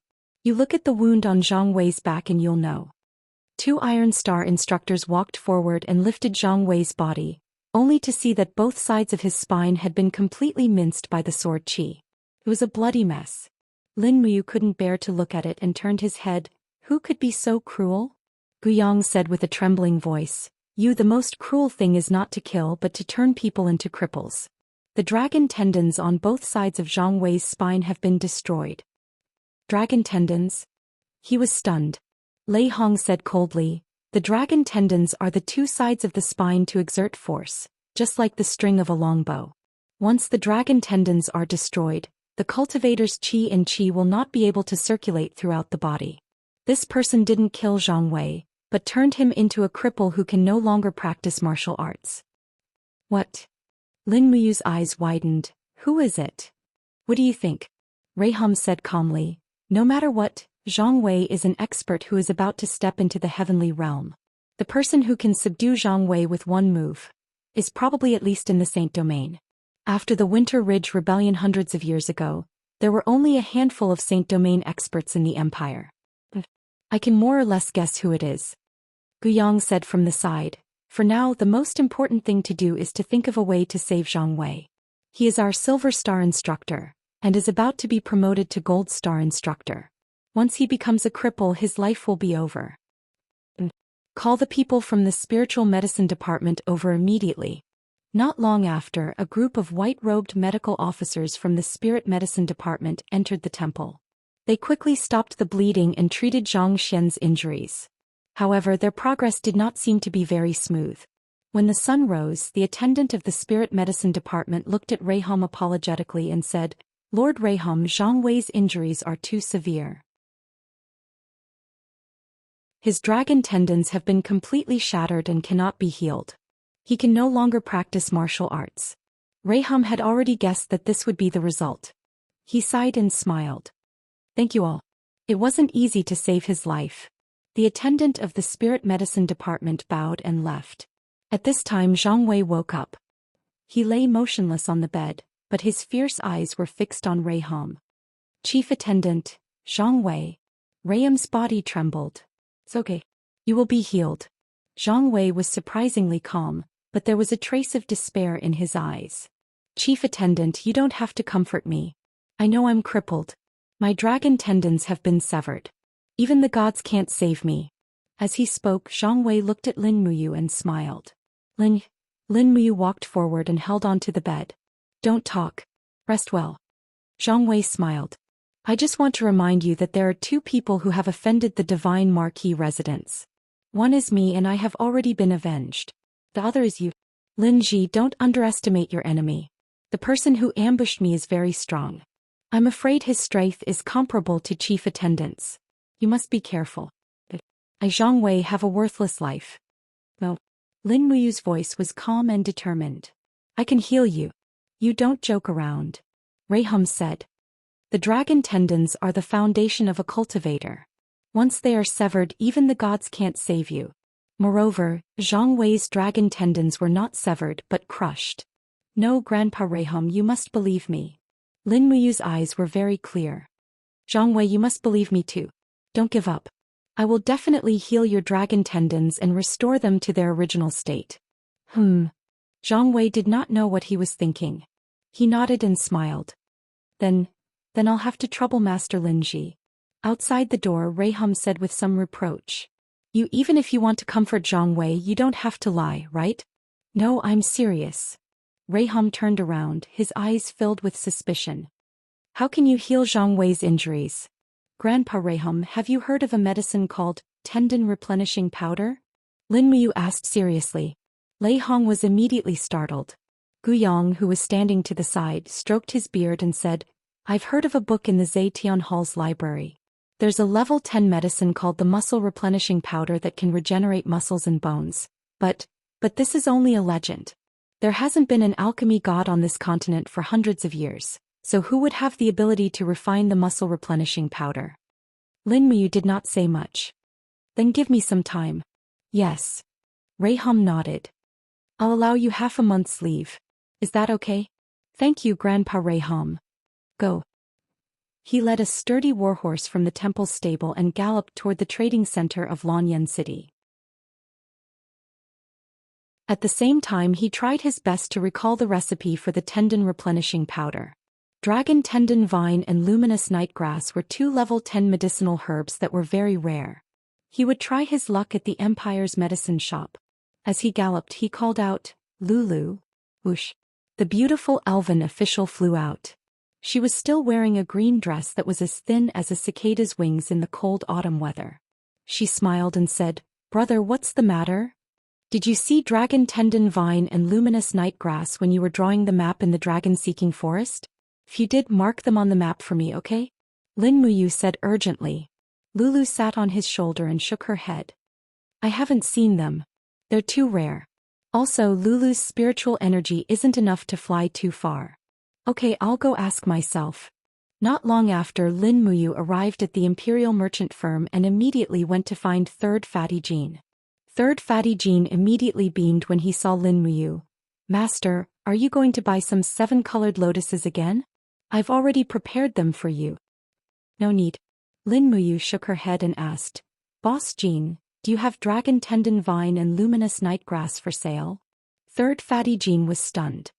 They're both level 10 medicinal herbs. Yes, do you have them? Third Fatty Jean said awkwardly, although there are all sorts of medicinal herbs in the Imperial Trading Center, we don't have the two that you want. It's said that dragon tendon vine only grows in the gaps in the spine of a dragon, and its fertilizer is dragon tendon. Luminous nightgrass is no different from other weeds. The only thing special about it is that it can emit light at night. We don't have either. Then, thank you. Lin Muyu felt a little lonely. She thought of Zhang Wei's miserable appearance. In a sense, Zhang Wei ended up like this because of her. Even if she had to do everything she could, she had to heal his crippled body. This was what a man should do. When he saw Lin Muyu's disappointed expression, Third Fatty Jean smiled. I heard that the Duke of Seven Seas residence has many precious medicinal herbs. Many of them were collected by Duke Kanglin's people. Master, you can try your luck at the Duke of Seven Seas residence. If you really can't find them, with your status as the Divine Palace's Golden Star, you should be able to go to the Zetian Palace's Medicine Pavilion. You might be able to find them. Thank you. Lin Muyu nodded, turned around and left the medicine shop. In less than 10 minutes, the warhorse stopped in front of the Duke of Seven Seas' residence. Lin Muyu dismounted and carried the burning prairie sword on her back. She cupped her fists at the guards and said, "Divine Palace's Lin Ji requests an audience with Princess Xi. Please help me pass the message." One of the guards nodded respectfully and returned not long after entering the residence. He performed an empire's military salute and said, "Lord Lin Ji, the princess invites you in. She's waiting for you in the front hall." "Thank you." The Duke of Seven Seas' residence was like a large garden. It made Lin Muyu feel like he was entering a tiger hill. There were guards all along the way as if to show off the strength of the Seven Seas city's army. The front hall was not far away. When he arrived, Tang Xiaoxi had already walked out in a beautiful red and white dress.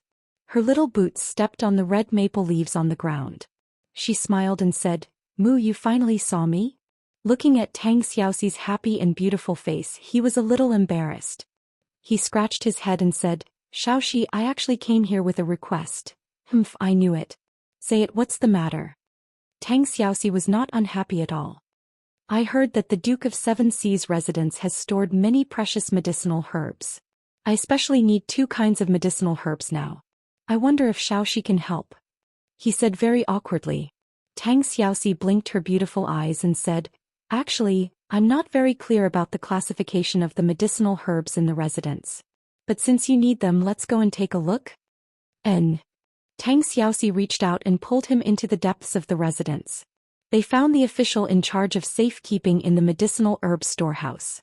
In the end, after looking through the records for a long time, they couldn't find the 2 medicinal herbs. Lin Muyu felt a little disappointed and her brows furrowed. "Do you need these 2 medicinal herbs urgently?" Tang Xiaoxi asked with concern. "And to save my life," Lin Muyu murmured. "The medicinal essence of the dragon tendon vine and luminous night grass, as well as the blood of the needlepoint bird, can be refined into a level 10 medicine called tendon replenishment powder. The greatest effect of tendon replenishment powder is to regenerate the muscles and bones. It has the effect of almost bringing the dead back to life." Tang Xiaoxi's eyes widened. You're doing this to save Zhang Wei, aren't you?" Lin Muyu did not deny it. She looked deeply at Tang Xiaoxi and said, "Zhang Wei is my friend. He was killed because he went with me to investigate the case of Little Bean Sprout's parents.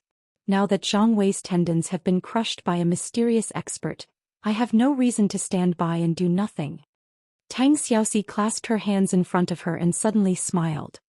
"Although we can find the dragon tendon vine and luminous night grass in the Duke of Seven Seas' residence, but we still have a place to try our luck. Who knows, there might be some." "What place?"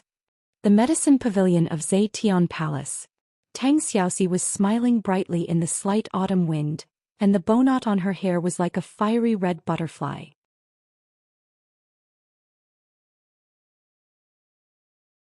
Chapter 82. When it was close to noon, 2 warhorses stopped outside the palace gates of Zhou Palace. Tang Xiaoxi dismounted and walked forward with Lin Muyu. A group of imperial guards also came forward to greet them. "Princess Xi." A imperial guard respectfully greeted. Tang Xiaoxi said, "Please help me pass a message to Her Highness Yin. Tell her that Tang Xiaoxi requests an audience with her." "Yes." The imperial guard quickly mounted his horse and rode for a full 10 minutes before returning. He cupped his fists together and said, "Her Highness Yin is practicing archery in Phoenix Perching Palace. Let me bring Princess Xi and Lin Ji there." "Many thanks." They quickly mounted their horses and galloped all the way to the imperial palace. This was Lin Muyu's first time entering Zhou Palace, and it was an indescribable novelty to her. Inside Zhou Palace, the white jade floor shimmered with a luster. In the distance there were palaces shrouded in mist. Floating windows carved from blue tiles shone with the luster of crystal and jade. Every 10 steps, there was a sentry post of the Imperial Guard. Not only was this place as rich as a mountain of gold and a sea of jade, but the security here was also extraordinarily tight. After passing through palace after palace, they finally arrived at Phoenix Perching Palace. This was Qin Yin's residence. The continuous palace terrace left Lin Muyu speechless. It was too luxurious. She lived in such a large house by herself. She originally thought that living in a villa in the real world was already considered luxurious, but compared to Qin Yin's residence, it was simply simple and unadorned. Outside of Phoenix Perching Palace was a martial arts practice field. Amidst the clattering of horse hooves, eldest Princess Qin Yin rode a fine horse in a golden cloak. She held a very exquisite bow in her hand, and the golden power of the god-binding chains surrounded her. She let go of the reins in her left hand and drew the bow with both hands, aiming at a target in the distance. Pop! With a soft sound, the arrow hit the bull's eye. Immediately, the maid at the side smiled and said, "Your Highness, good archery." But at this moment Qin Yin turned her eyes to another place. She jumped off the horse and ran straight to Tang Xiaoxi and Lin Muyu, letting her gold-rimmed boots step on the gravel ground. "Xiaoxi, you're finally here." Tang Xiaoxi held the reins and said with a smile, "Xiao Yin, Mu and I are here for some business. Take us to the medicine pavilion. Mumu is in urgent need of 2 level 10 herbs. You must help him." Qin Yin was startled. Her gaze landed on Lin Muyu. She smiled and said, "Since that's the case, let's go to the hidden medicine pavilion. I know the manager there, so you can freely enter and exit." Yes, yes. When the 3 of them arrived at the hidden medicine pavilion, they could indeed freely enter and exit. After all, Qin Yin's beautiful face was already a pass. She was the beloved daughter of the radiant prince, Qin Jin. She had awakened the god-binding Locke martial soul at a young age, establishing her position as the successor of the empire.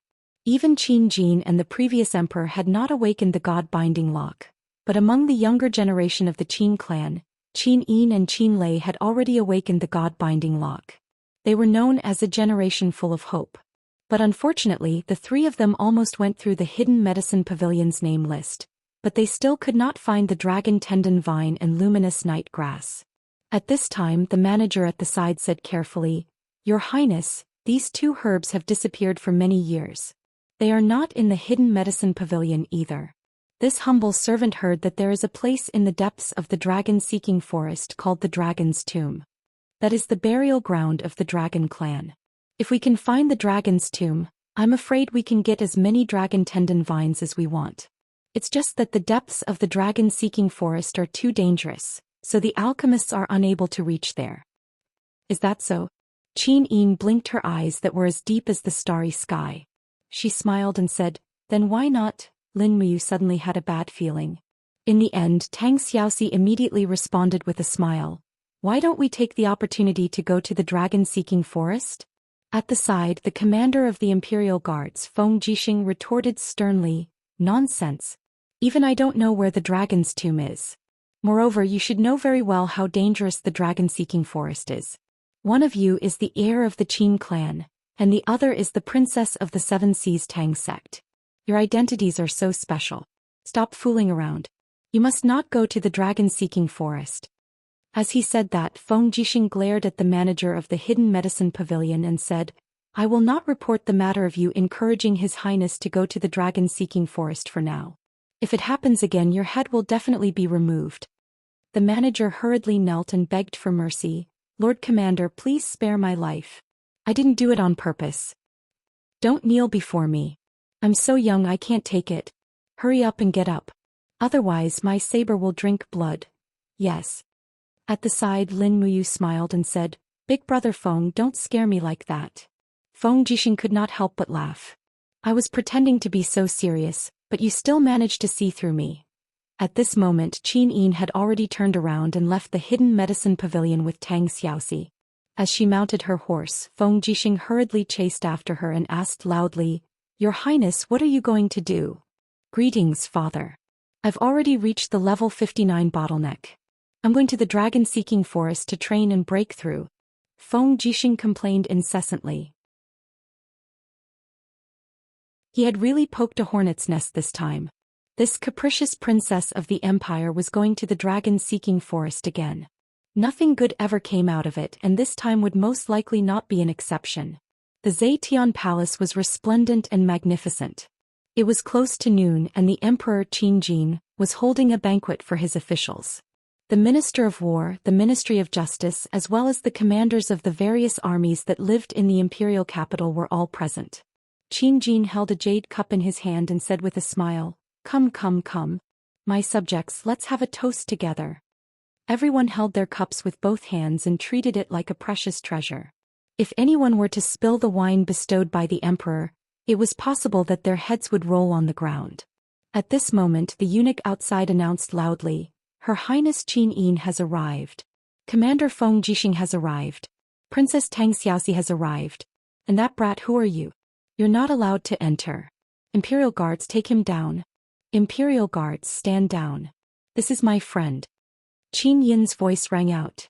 Qin Jin couldn't help but put down his cup, a helpless expression on his face. He loved and hated this daughter of his. He loved her excellence and beauty, and hated her willfulness and unruliness. However, perhaps love was 99% and hatred was only 1%. This was the feelings a father had for his daughter. He raised his head and said, Let them in. Men, prepare a seat for Her Highness Yin. Qin Yin had already entered the palace wearing the cloak of the Qin clan. She smiled and said, Imperial father. The clear and sweet voice immediately made Qin Jin lose the mood to even be angry. She said in an amused and annoyed tone, Xiaoyin, what's wrong with you now? You're already a 20-year-old lady. Shouldn't you learn to be more dignified? You're the heir of the clan. Feng Jixing, tell me, what is she trying to do? Feng Jixing cupped his fists and said respectfully, Your Majesty, Her Highness, she said that she wants to enter the dragon-seeking forest again to train and seek to break through to the heaven realm. This general thinks that this is inappropriate. The dragon-seeking forest is too dangerous. Qin Yin glanced at Feng Jixing, the general meaning of her gaze saying that he still had some conscience and didn't mention the matter of the dragon tomb. Otherwise, Imperial Father definitely wouldn't allow it. Oh, you're going to the dragon-seeking forest again? Qin Jin couldn't help but smile.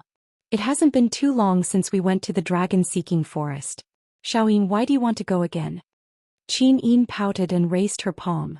A golden chain coiled around her graceful body like a real dragon. She walked forward step by step and said with a smile, Imperial Father, look, your daughter's god-binding chains has already been cultivated to the limit of the 5th level. If I don't experience a battle to break through, I'm afraid I'll become a piece of trash. Nonsense, how can the god-binding chains be trash? Qin Jin's tone was a bit stricter, but when he saw Qin Yin's red eyes and aggrieved expression, his heart immediately softened. He said, Go then, but you can only go within the boundaries of the clan's hunting grounds. How can that be? Qin Yin raised her face to look at her father on the throne. The spirit beasts in the hunting grounds are too weak. Even if I kill them, they won't help me break through. Imperial Father, just allow me to enter the depths of the dragon-seeking forest to cultivate? You? Qin Jin sighed helplessly and asked, My subjects, Her Highness wants to enter the dragon-seeking forest to cultivate. Who do you think is the most suitable person to send to protect her? The minister stood up and said, Your Majesty, Lord Qin Lei, the son of King Yuning and the commander of the imperial army, is quite strong. Moreover, he grew up with Her Highness and can be considered to be childhood sweethearts. It is most suitable for him to lead an elite troop to escort Her Highness to cultivate. Qin Jin nodded. Do you have any other suggestions? Another minister stood up and said, Your Majesty, this humble subject suggests that the commander of the imperial army, Feng Jixing, also lead 1,000 elite cavalry from the imperial army to go with her. After all, Her Highness is the crown prince and the heir of the clan. Her safety must be guaranteed. It is a pity that only the 2 of the 6 white-robed imperial guards can be dispatched at any time. Lei Hong is in charge of the Divine Hall and can't split himself up. Chu Chu, on the other hand, has nothing better to do. Otherwise, it would be best for Lord Chu Chu to escort Her Highness. Qin Jin smiled slightly. Then it is decided. Commander Feng Jixing, you will lead 2,000 elite cavalry from the imperial army to escort the princess to the dragon-seeking forest. Qin Lei, you will lead 100 imperial guards to protect Her Highness at all times. Do you all understand? Feng Jixing and Qin Lei knelt on one knee and cupped their fists. As you command. In the afternoon, the people outside the Zetian Palace were shouting and the horses neighing. A total of over 2,000 troops set out together, heading straight for the dragon-seeking forest. Qin Yin was filled with helplessness. She had originally thought that she could train in the dragon-seeking forest with Tang Xiaoxi and Lin Muyu. She had never thought that it would soon become an attack by the entire army. However, she could not do anything about it. After all, as the heir of the clan, this might be the price to pay for being above the masses. Qin Lei and Feng Jixing wore the armor of the white-robed imperial guards and looked very spirited. They guarded Qin Yin on her left and right, while Tang Xiaoxi spurred her horse and walked side by side with Lin Muyu. In front of them, a group of light cavalry acted as sentries and left the city in a grandiose manner. Even Lin Muyu did not have the time to return to the Divine Hall to pack her luggage. However, as long as she had the burning prairie sword, she would not need anything else. After sunset, they entered the dragon-seeking forest. As they were still at the periphery of the dragon-seeking forest, everyone was more relaxed. However, the night sky was filled with stars and the sounds of the insects coming from the forest made them feel more relaxed and happy. Next to the white tent, Lin Muyu carried the burning prairie sword and stepped into the bushes. She looked around but did not see any luminous herbs. It was impossible for there to be luminous night grass at such a close distance to Lanyan City.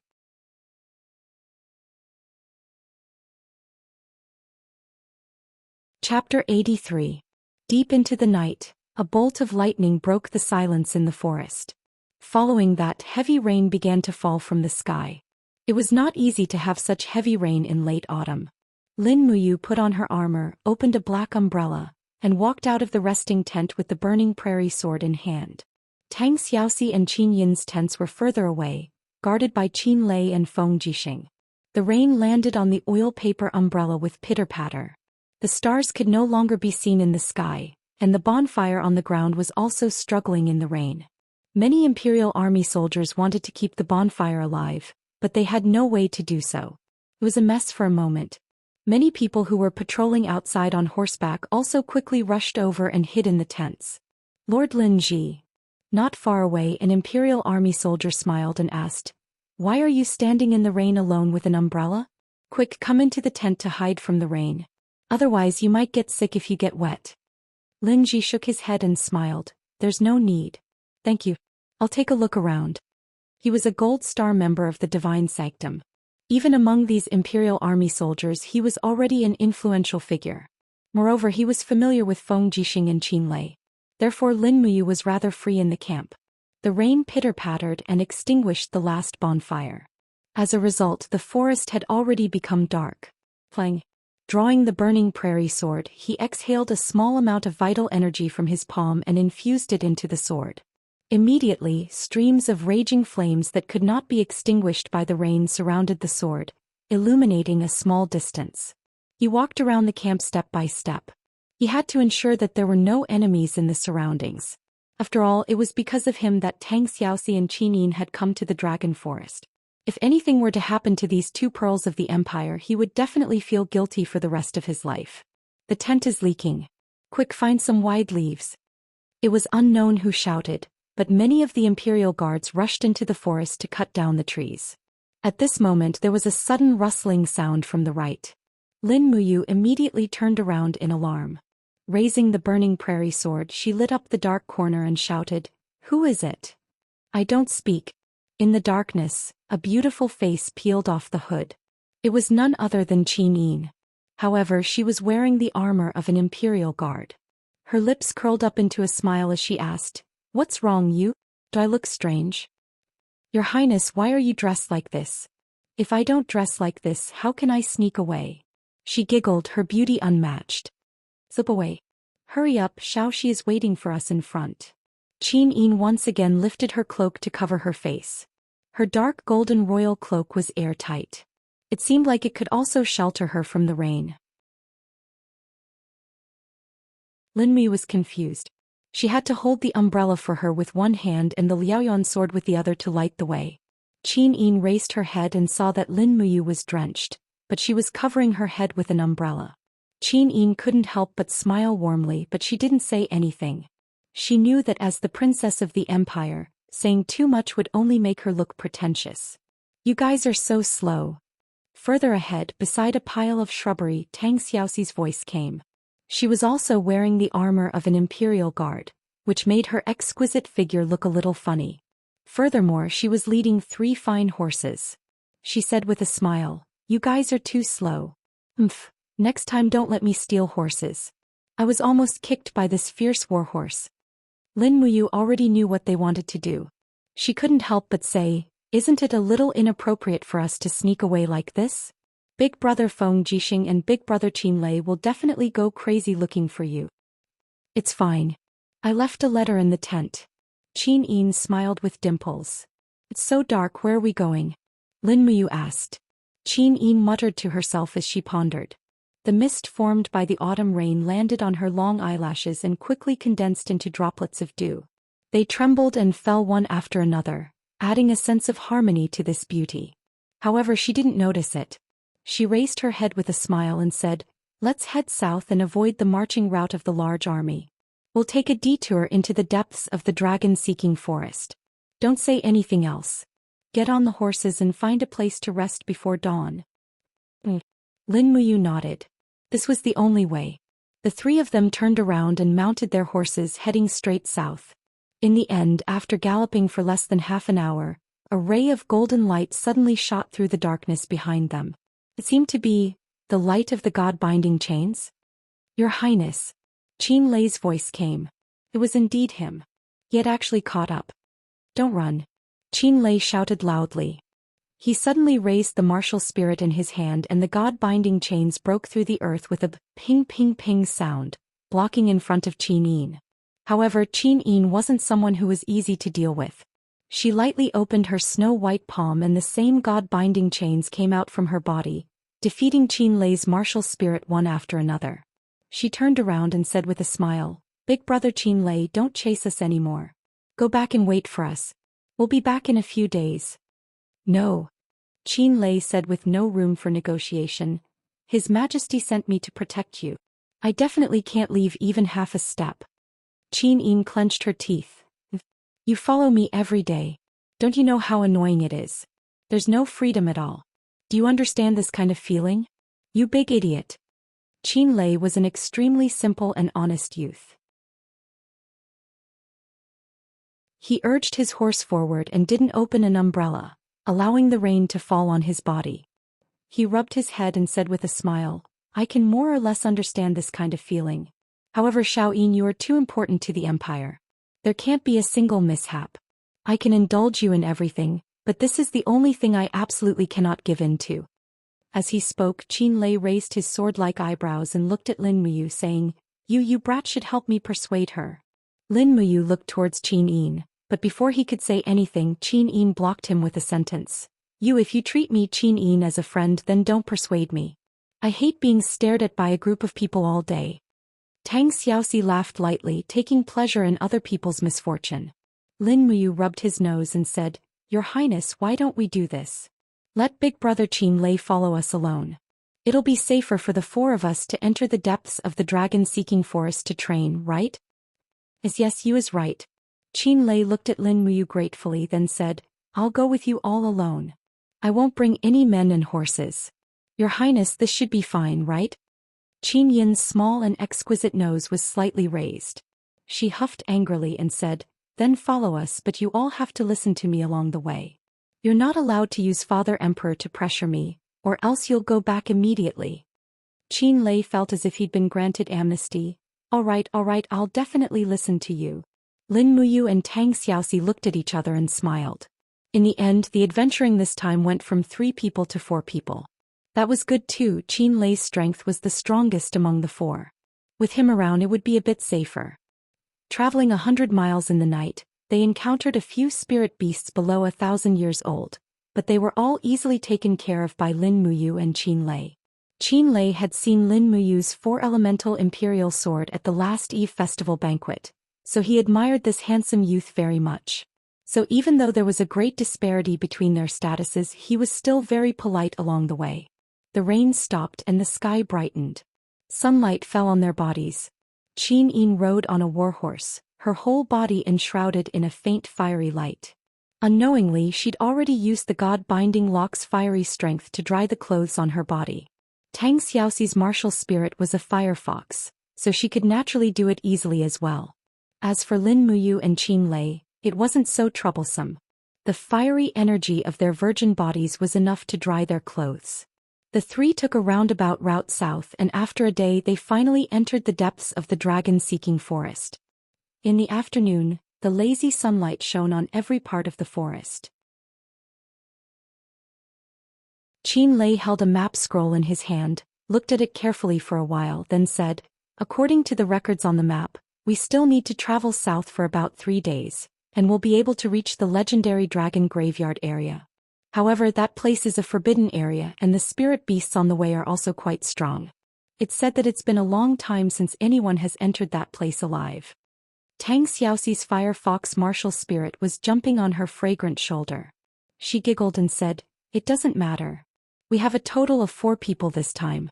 Big brother Qin Lei is in the heaven realm and the rest are all in the earth realm. However, as long as we meet a suitable spirit beast, Xiao Yin and Mu can both step into the heaven realm. At that time, our overall strength will be even stronger, and it won't matter even if we meet a spirit beast." Qin Lei nodded. Holding a war blade that flickered with lightning, he urged his horse to walk at the very front. This blade had quite a history. It was called the Thunder Split Blade, and it was said to be a mysterious grade treasured blade. Prince Yuning had gone through a lot of trouble to get his hands on it, and in the end he gave it to his eldest son, Qin Lei. It also made Qin Lei one of the few experts in the Imperial City, so much so that when the Thunder Split Blade was mentioned in the Imperial City, they would definitely think of Qin Lei, and when Qin Lei was mentioned, they would definitely not forget his Thunder Split Blade. "What kind of martial spirit does you need?" Seeing that Lin Muyu had been silently hurrying along, Qin Yin tilted her head, smiled and asked in a gentle voice. Lin Muyu was startled and a little overwhelmed by the favor. In fact, he had seen countless beautiful women in his original world, but none of those women could be mentioned in the same breath as Qin Yin. The Qin Yin in front of him, whether it was in terms of temperament or appearance, surpassed him by too much. That kind of celestial beauty, that kind of luxurious beauty, was not something that common rouge and powder could compare with. A plant-type spirit beast is fine, and it's also fine if it's not. My martial spirit isn't picky, thank you for your concern, Your Highness. Qin Yin couldn't help giggling and said, "A martial spirit that isn't picky? You's really interesting."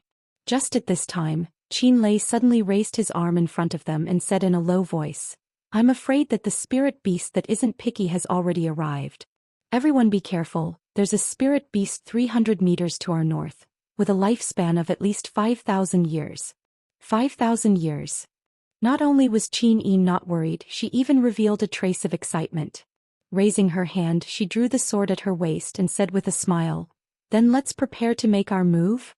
Wait first." Qin Lei's expression was extremely grave and said, "It's a stone beast, its surface is even harder than stone, and its strength is extremely great. Moreover, a 5,000-year-old stone beast is even more not to be underestimated. You prepare to attack together with me. With your martial spirit's defense, it's even more convenient to deal with this kind of stone beast." Lin Muyu drew her long sword and said cheerfully, "N. You're tuning in to the Zhou Xian's Legacy YouTube channel. Don't forget to subscribe and join us on this journey to catch the most captivating stories.